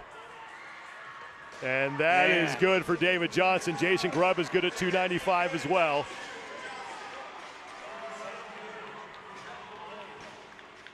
David Johnson, I talked to him briefly. And he said, yeah, I'm not a runner.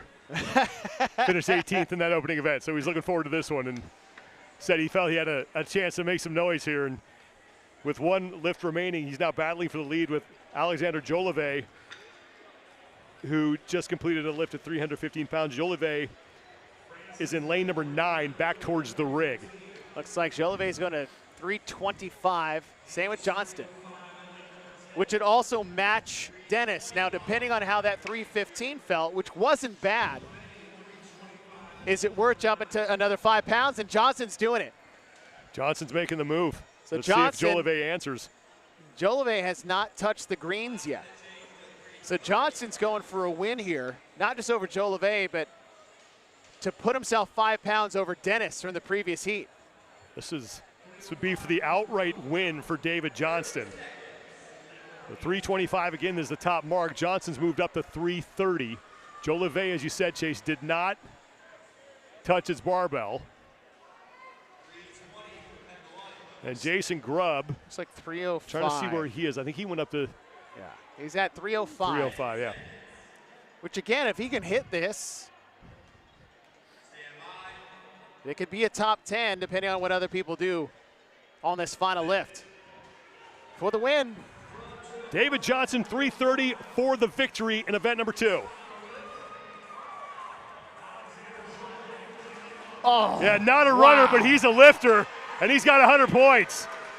Jolivet missed 325. I think he might try again. Grubb is making another run at 305 as well. It's just got to come off the ground. Plenty of time to spare for Jason Grubb. Stands it up.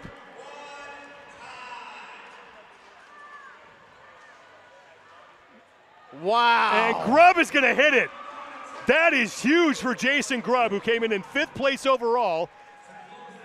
Still plenty of competition left, but that is a tough man to chase down when he's towards the top of the leaderboard.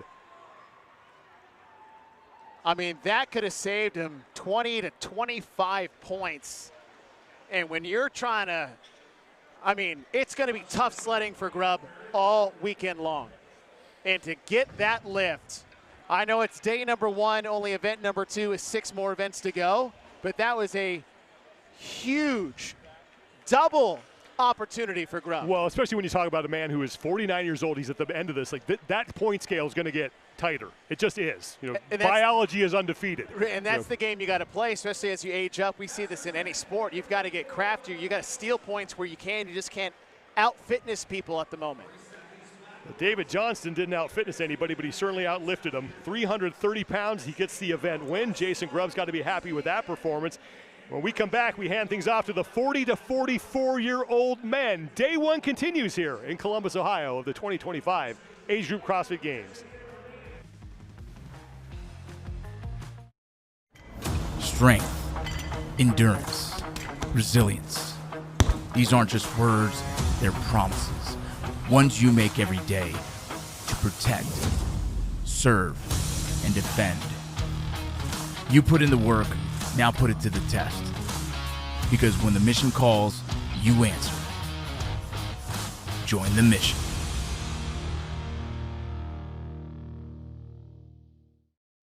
People always say, when the dust settles, that's when I'll make my move. Not you, though. The dust, that's where you live. You love the excitement, the energy, the grit. Because you know, without a shadow of a doubt, the dust may settle, but you never will. And neither do we. Join now.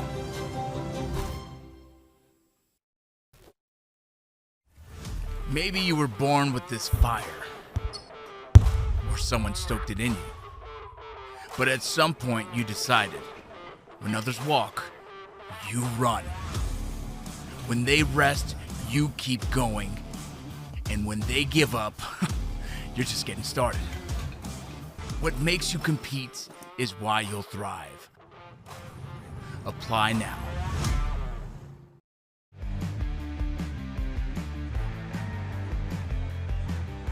'40 to 44-year-old men up next, and the first of two heats is taking the floor as we welcome you back inside the Greater Columbus Convention Center in the beautiful city of Columbus, Ohio. I'm Sean Woodland with Chase Ingram. Hope you're enjoying watching all these people take shots at all of our egos. I was going to say, I'm enjoying it until now, because now we're in my division, and I get to see how truly far away I am of ever reaching the competition floor. It's a humbling experience.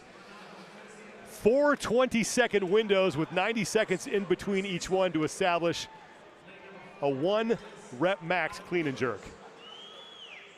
First heat at 2, 15 in each heat for each division. Last heat was fantastic. It was a great battle.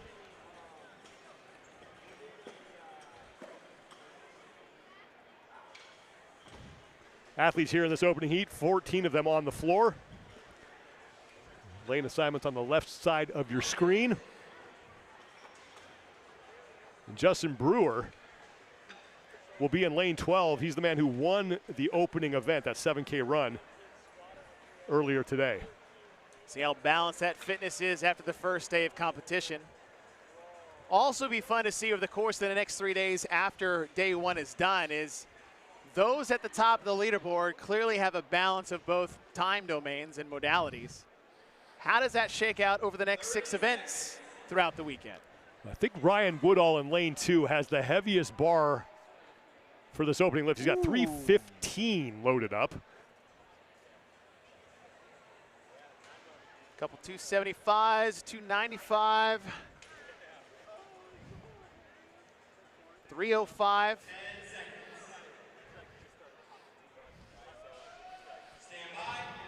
Looks like we've got a 305 in lane 13. Woodall in lane 2 at 315 to open things up.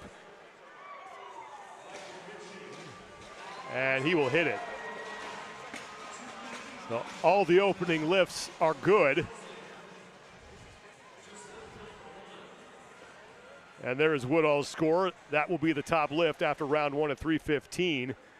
And Michael Ritchie at 305 sits in second. And then Sergey Chris sits in third. 3 lifts remaining.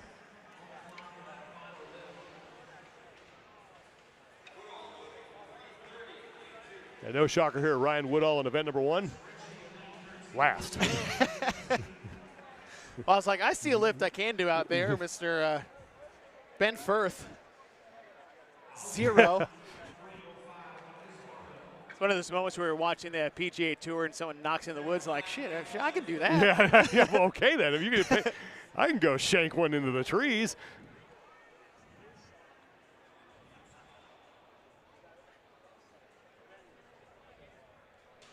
I believe Firth had a successful lift. It just hasn't registered yet.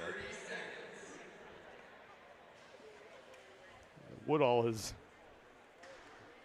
jumped up to 330, I believe. Making a 15-pound jump. And Michael Ritchie is in lane 13 at the other end of the floor. And it looks like he's at 315. So Ritchie is the man belting up in the dark gray shirt. There he is. Yep, 315. Woodall's going for 330. Ritchie's good. Woodall is good.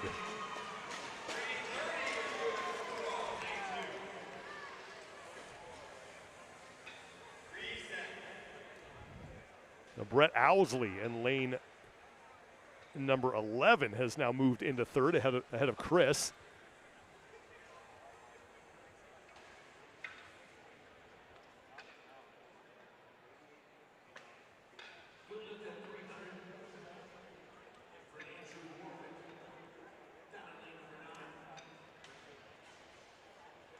Woodall. This has got 340.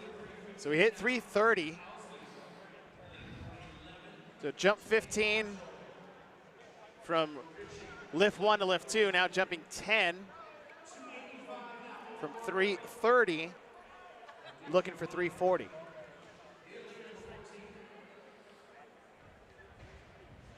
There's Michael Ritchie. He's trying to keep the pressure on Woodall here in this opening heat for the 40 to 44-year-old men.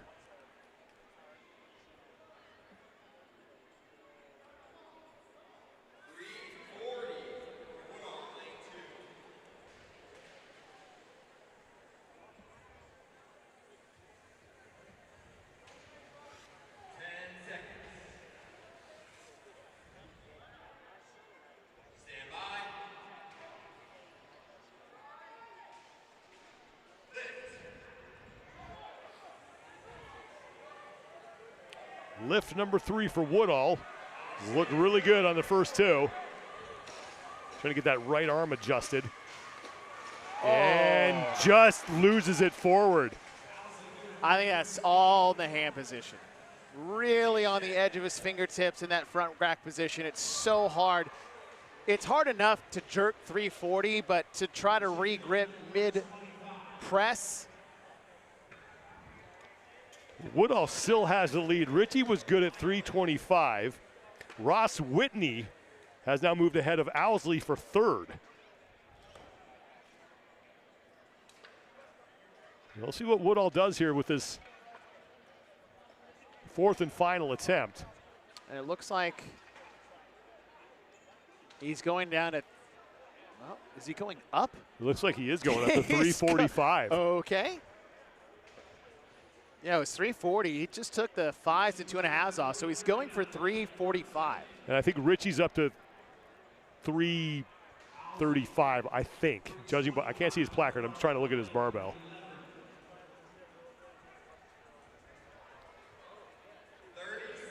$295, 315, 325, 330. Depending on what Woodall does here. Now, Woodall obviously missing his last lift, but choosing to go up. This could tie Ritchie for the lead here in this heat. With another heat to go. So these are the decisions are a little bit tougher in heat 1. I don't even know if he's been told what the next lift could be, even though it'll match him. Woodall at 345. Ritchie, meanwhile, has made his clean. And Ritchie misses the jerk at 330. And Woodall misses at 345. But because Ritchie missed, see what Owsley wound up doing once his score comes in. But Woodall could still have the top mark heading into that 2nd and final heat. And it looks like he's going to by 5 pounds. So Ryan Woodall. About the same type of miss he had at 340. I think if he had stayed at that weight, he could have got himself 10 more pounds and hit the 340 he missed. Instead, goes up to 345 and leaves potentially 10 pounds on the table. 1 heat down for the 40 to 44-year-old men. 1 heat remains. Quick break. We'll come back for more lifting here in Columbus, Ohio. People always say, when the dust settles, that's when I'll make my move. Not you, though. The dust, that's where you live. You love the excitement, the energy, the grit. Because you know, without a shadow of a doubt, the dust may settle, but you never will. And neither do we. Join now.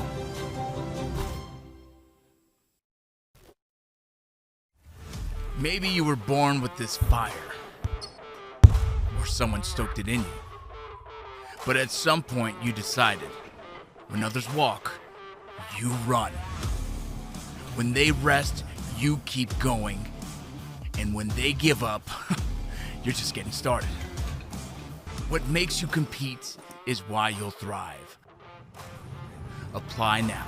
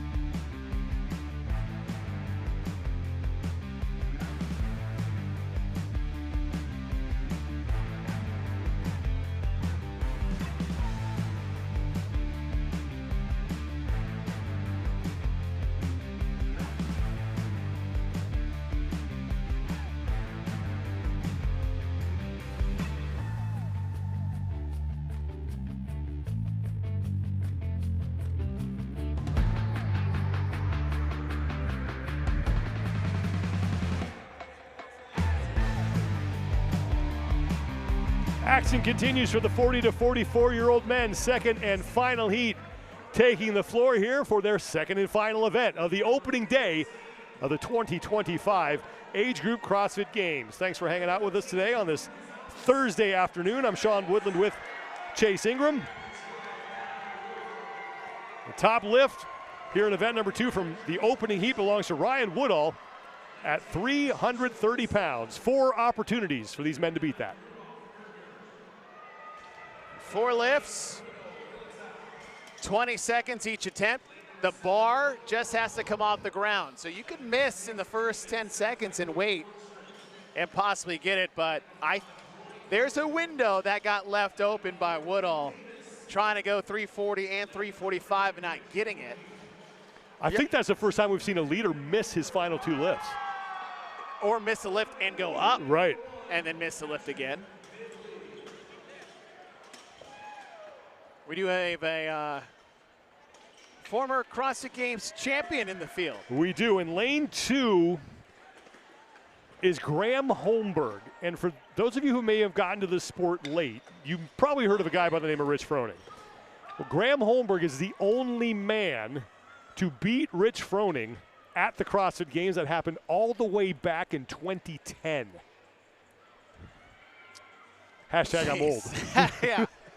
Like, what? Yeah. And there is Graham.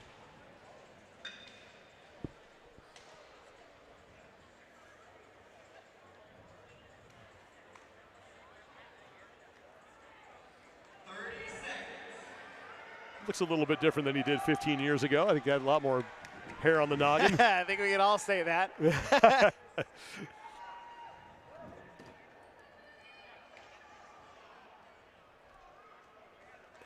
Trying to see where Holmberg is. Holmberg looks like he's at 280 to start. He's got 5s out, so you got 285 for Graham. There's a couple 295s out there. First of 4 attempts. Chicho Casada has got 295 on the barbell. He's on the right side of your screen. Just hit that lift. Nick Aranda over in lane 15 just hit 315. Okay then.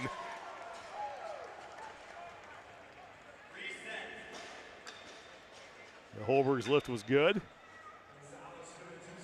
So Aranda the leader now after the opening lift and only 15 pounds away from an event win.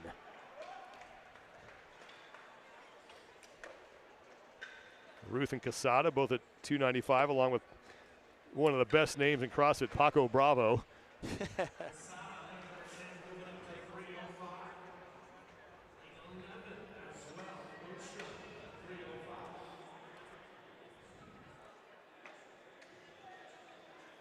So Ronda, who hit 315, looks like he's got 330 on the bar. 90-second reset between each lift. Lane 15 is Nick Aranda back towards the rig. He's on the far end of the floor, right side of the screen. Looks like he's walking back towards the rig in a light gray shirt. Taking a little bit of a stroll, jumping up to 330.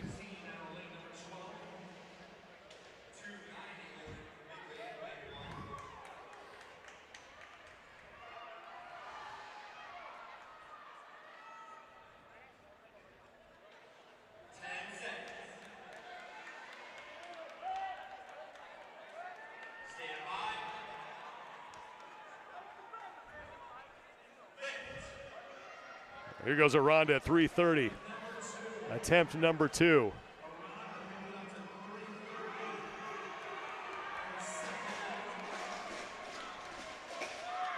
And that lift is good for Nick Aranda.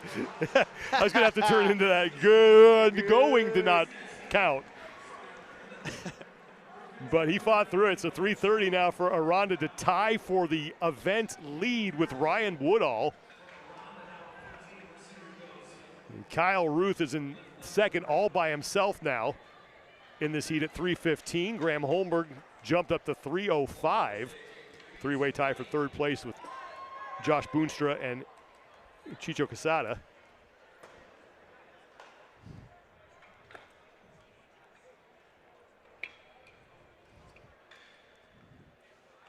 Got a little motion sickness there. Take Dramamine tomorrow for. Shake my head for a second. Halfway through, 2 lifts remain. I think Aranda's going up to 3:35. There's Kyle Ruth. 30 seconds. Ruth, that looks like 3:30 for Ruth. So Aranda's gone up 5 pounds. This is, again, I always got to shout out Coach B when I have a chance. Guys are sitting down, not running around a lot, saving energy. He always loved that. That was my biggest problem. Classic CrossFit guy, just standing and pacing in the back. Take a seat. Why are you wasting the energy? Attempt number 3 for Aranda. He really had to fight that 3:30. We'll see how this one goes. And a clean is not the problem. This is where he ran into trouble on his last lift. Much better. There it is for Aranda. Ruth hit 3:30. So Aranda's going to stay in the lead at 3:35. So Ruth has guaranteed himself at least, depending on what happens now in the final event, a second place finish. If he can keep ahead of Boonstra and Quesada. And this is where you started to question the weight jumps from Woodall in the previous heat, who hit 3:30, missed 3:40, barely, but went up 5 pounds and missed 3:45. If he had just stayed at 3:40, he had a much better opportunity to hit that and still be in a position to win the event. The 4th and final lift coming up.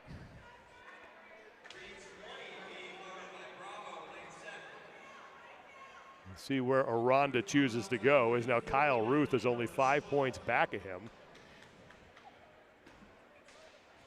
Ruth down there in lane 12, can't quite see where he's at. He's at 3:40 right now. So Aranda in the background there looked like he jumped up to 3:45, but I just saw his placard get flipped again. Yep. 3:45. So he jumped 5 from 3:30 to 3:35. Now 3:35 looked much better than 3:30 did, but now he's jumping a 10. So a 5-pound jump to a 10-pound jump. So let's keep it right here and see if we can watch these two men lift. Aranda's in the back. You see him in the light gray shirt. Kyle Ruth is in the foreground going for 3:40. And Ruth gets right to work. Here comes Aranda. Clean is good for Aranda. Oh. Ruth can't hit the jerk. Aranda cannot hit that. But Aranda is still going to win the event. Ruth and Boonstra are going to tie with Ryan Woodall for second place.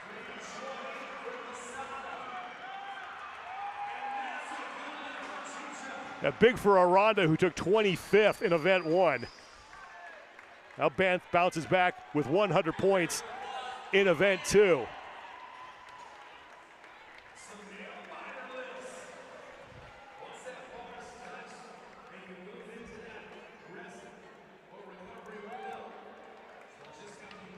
And we are winding down the day as now just 2 heats remain for the Masters men. The 35 to 39-year-olds and some familiar names will be on the floor when we come back to the 2025 Age Group CrossFit Games.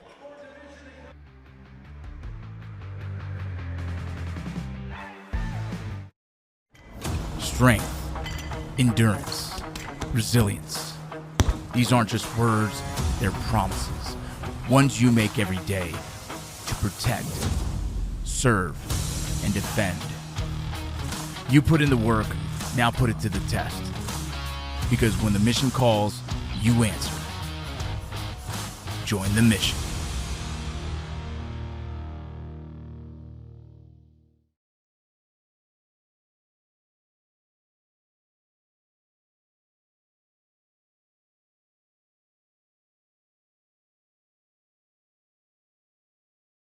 People always say, when the dust settles, that's when I'll make my move.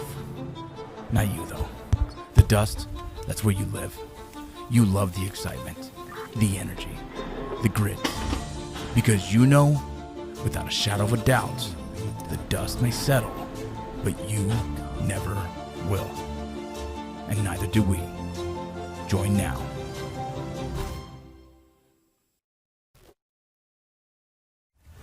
Maybe you were born with this fire, or someone stoked it in you. But at some point you decided, when others walk, you run. When they rest, you keep going. And when they give up, you're just getting started. What makes you compete is why you'll thrive. Apply now.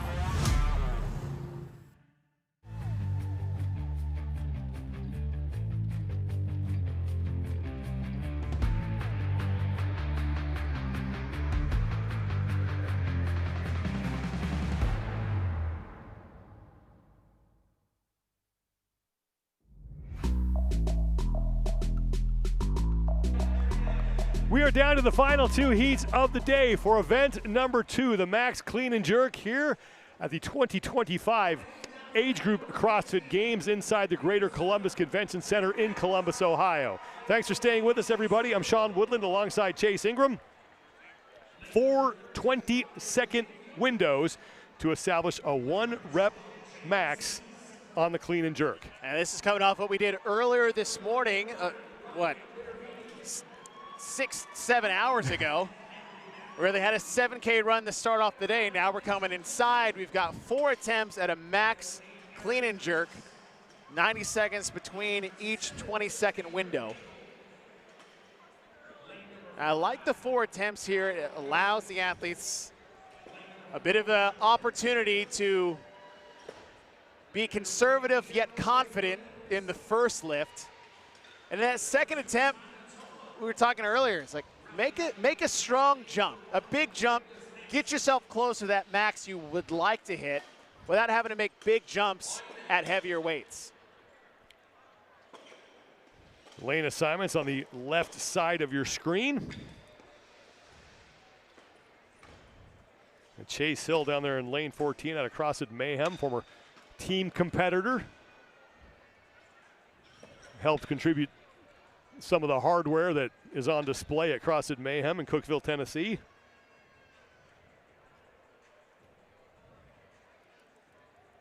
And there is Chase. Looks like it's going to open up with 275. And some 305s out there as well. Yeah, I see. Lanes 2 and 3. I see a 315.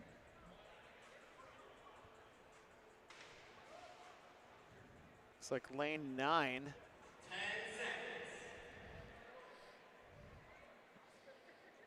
seconds. Mitch McClune should have the heaviest opener. Yeah, Mitch McClune is in the middle of your screen, back towards the rig.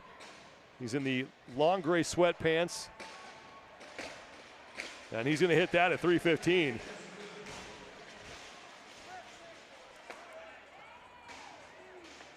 The 325, though, the top lift, that came courtesy of James East, as Chase Hill was good at 275. So James East in lane 12 out of CrossFit Westfield, tying with Henry Matthews, who's in lane 10 at 325. Whew.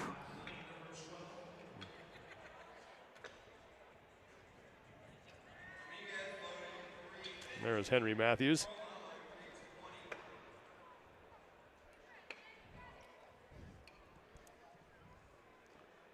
Lanes 9 and 10, right in the middle of the floor. Those are two of your top lifters, with McClune and Matthews. And James East is in lane 12. Matthews also going for 335 on his second attempt. And McClune making that 20-pound jump. So as you said, take those jumps early. You got 4 lifts. Again, if the first one was a warm-up, maybe a primer for a solid jump on the second one, give yourself some wiggle room on those last 2 lifts. You always want to try to jump a bit more earlier on. You know, 20 or 30-pound jump between set 1 to set 2 is way better than that set 4 to set 3 to set 4. Round 2 of 4. Man. Matthews is good on the clean. McClune in the background there is good. Matthews sticks the jerk, and McClune will hit that. Ooh. Matthews clean is so quick. One thing I like to look for with athletes and just seeing how strong they are in their certain positions is how their body wavers under the load right as they stand up. A lot of times you'll see athletes fighting that midline stability, just having the bar racked on their shoulders. Matthews stood up solid, getting set for that jerk portion. James East was also good at 335. Now 2 lifts remain as we are in our third 90-second rest window. A 3-way tie at 335. Yes, McClune, Matthews, and East.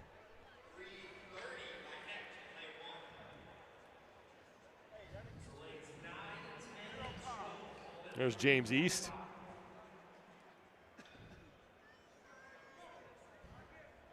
Who looks like strongman Mitch Hooper if he lost a bunch of weight.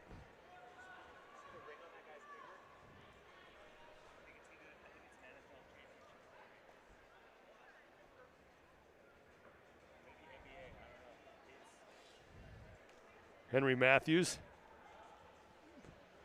getting set for his third lift. Quick head of the hole in the clean on the second attempt. Little short on his feet on the jerk portion. And both he and McClune are at 345. Not sure where East went, but I think East is at 345 as well. So the 3 leaders all making that 10-pound jump. Solid for Matthews. Oh, see that short. McClune has got it at 345. And I think East did make his lift as well. So now 1 lift remains as East and McClune were good at 345. Matthews now in 3rd place after that miss. And now we'll see what Matthews does. Clean looked very good for Matthews. Rushed the jerk a bit. He was very quick on the dip portion of that. And the problem with that is a lot of athletes will do that when they're psyching themselves out of a heavy jerk, as they think dipping fast means we can drive fast. But the problem is you lose contact with the bar if you dip too fast. So by the time you're driving back up, that bar's coming back down and it blunts all of your momentum coming out of the drive portion of the jerk. So I would just say slow that dip down. Seems counterintuitive, but that helps the drive phase by being in contact with the bar the whole time.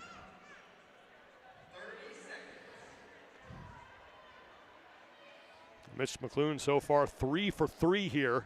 It looks like 355. So another 10-pound jump. I believe James East is there as well. He's gotten to 355 also.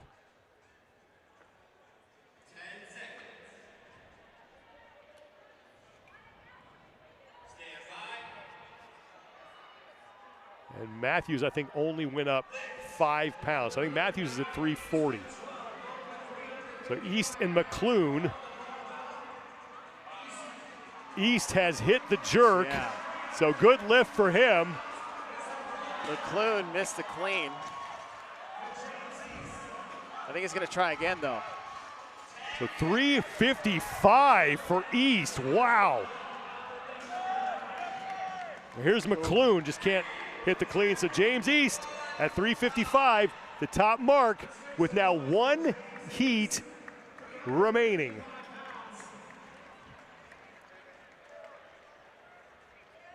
He goes a perfect 4 for 4. Does James East as McClune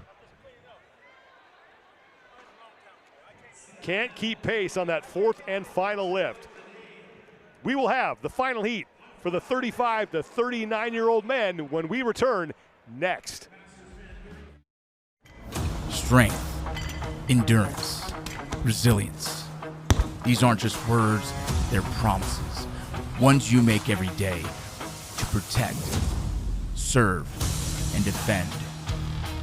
You put in the work, now put it to the test. Because when the mission calls, you answer. Join the mission.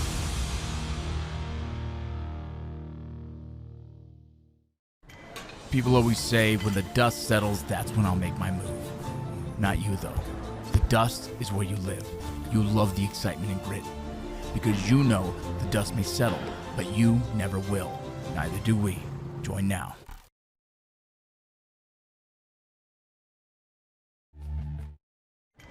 Strength, endurance, resilience. These aren't just words, they're promises. Ones you make every day to protect, serve, and defend. You put in the work, now put it to the test. Because when the mission calls, you answer. Join the mission.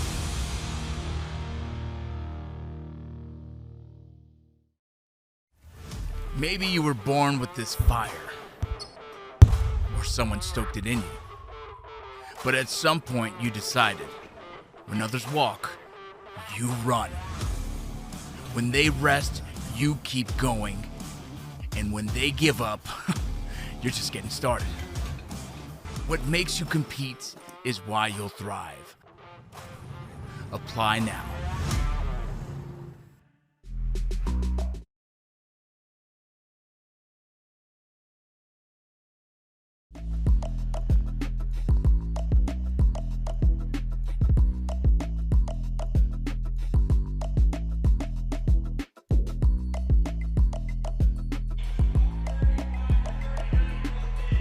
We are down to the final heat of the day for the Masters athletes, the 35 to 39-year-old men. Second of 2 heats closing out action here on the opening day of the 2025 Age Group CrossFit Games, and we have saved probably one of the best heats for last. Lot of familiar names taking the floor.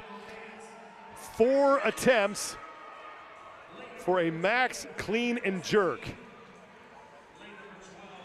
If this heat's anything like the last heat, and I think it will be, we're going to have a lot of fun. Last 4 lifts of the day, 4 attempts. You're going to like the 4. Gives you a little bit more leeway to be conservative yet confident in that first lift. Be aggressive, not out of control on that second one. And those last 2 lifts, now that you start to play the game with the field that you got around you. Sam Dancer in lane number 1. We'll be keeping an eye on him. He's already ditched the shirt. I mean, I would too. I mean, if you're Sam, why not? Con Porter is out there. Marquand Jones, Scott Panchik. I mean, you were there. Is it 2014, the regionals where Scott Panchik and Rich Froning had that great finish, which gave us the rule of you have to go over the barbell? It gave us a lot of, it gave us the need for chip timers as well. Yes, it did. And for a photo finish, that outcome may have been a little bit different. Yeah, it's funny how, you know, just one moment in one event can change so much moving forward. There's Scott Panchik there, left side of your screen. There's a lot of names. Sam's Dancer at 295. Names that have been high competitors even at the regional level back in the day. I mean, you got, when was the last time you heard the name Bartek Lipka? Probably in Madrid. Exactly, at a regional right? competition. But now we're here, and that's the cool thing, right? What's old is new again in the age group division. In lane 6, I think, Con Porter, another former individual athlete. He's right in the middle of your screen. Hits his opener, but struggled a little bit there on the jerk. Porter at 320 to open up. Whew. I think you see that on the first lift. Again, you're coming out of the warm-up area. You're in the corrals, out of your little warm-up rhythm, depending on how heavy you go on the first one. And that's the thing with 4 lifts. You don't have to start as aggressive as you normally would with 3. And between that first and second one, we start to see some of the bigger jumps from one lift to the other that we'll see across all 4. There is Con Porter, who had some iconic moments, especially at the old regional level. If you remember, I think it was 2017 or 18, the Con Porter U Legend, the comeback that he had. And Jeremy Austin on the call for that moment.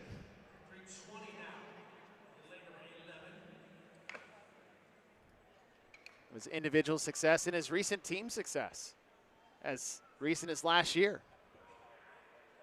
But this is what you want to see. This is where elite competitors start to come back to the CrossFit community. It's these age group divisions. So athletes like Scott, Con, Graham, aging up into the Masters division for the first time and taking the main stage again. I think Porter and Panchik, along with Bobby Wallum, have gone up to the same way. I think 330 is on the bar for them. Yeah, that's 330 for Con for sure. And yeah, I think you're right. Panchik might be at 320.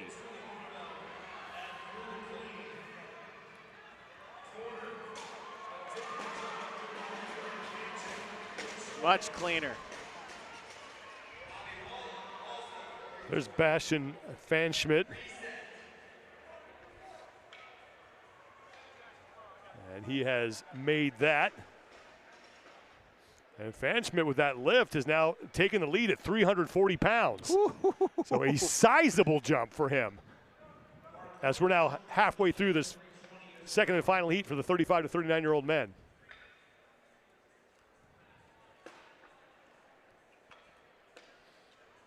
So Porter 10 back.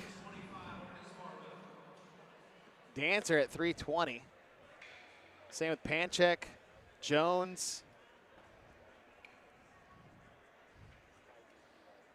Sam Dancer is still a large man, but he used to be a lot bigger. He looks probably the best I've ever seen him look. That man used to be thick with 5 C's back in the day. I think Pat Sherwood said it the best. He said, Sam Dancer is built like a baby hippopotamus.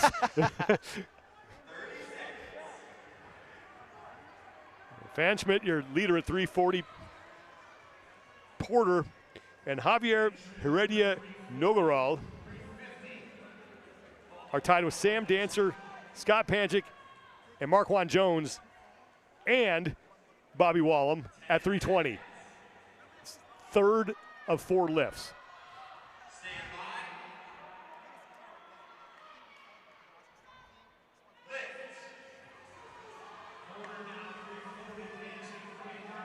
Fanschmidt, it looks like 350. That might be 355. That is 355. Well, the placard says 350. That's a great looking clean for Fanschmidt. Panchik, Jones, and Heredia Nogaral were good, and Fanschmidt loses that forward. So now things get interesting heading into this 4th and final lift.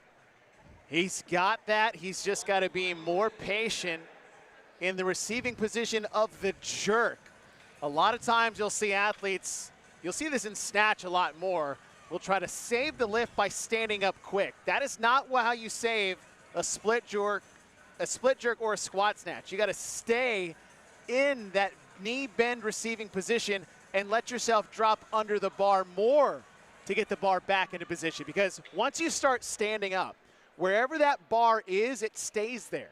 So if that's out in front of you by 2 inches, if you stand, unless you step forward, it's going to keep going in front. If you drop lower, That gives yourself time to let the bar settle in straight over your head in that frontal plane, and then stand up with it afterwards. Not that I want to stand in a split position with 355 pounds over my head, but if you have the ability to do so. Those who can't do, teach. Those who can't teach, teach Jim.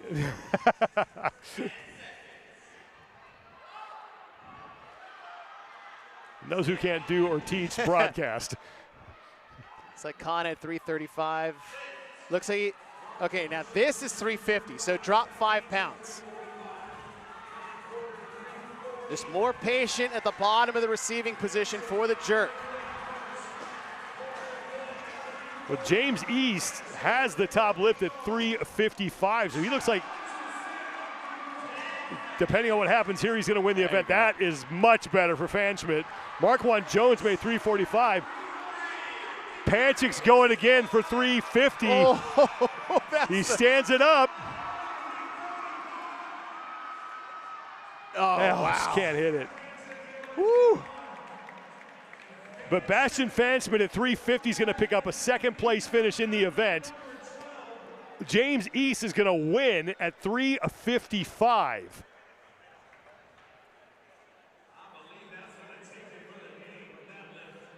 And with that, day one of competition at the 2025 Age Group CrossFit Games is officially done. And we still have 3 more days of competition here in Columbus, Ohio. Thanks so much for being with us, everybody. For our entire crew here, I'm Sean Woodland alongside Chase Ingram. See you tomorrow here in Ohio.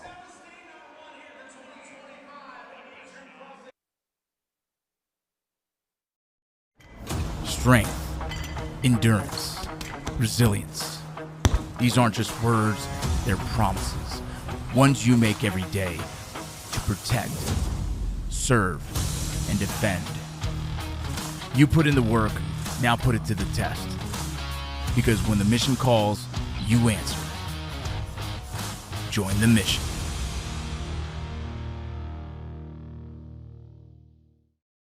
People always say, when the dust settles, that's when I'll make my move. Not you, though. The dust, that's where you live. You love the excitement, the energy, the grit. Because you know, without a shadow of a doubt, the dust may settle, but you never will. And neither do we. Join now.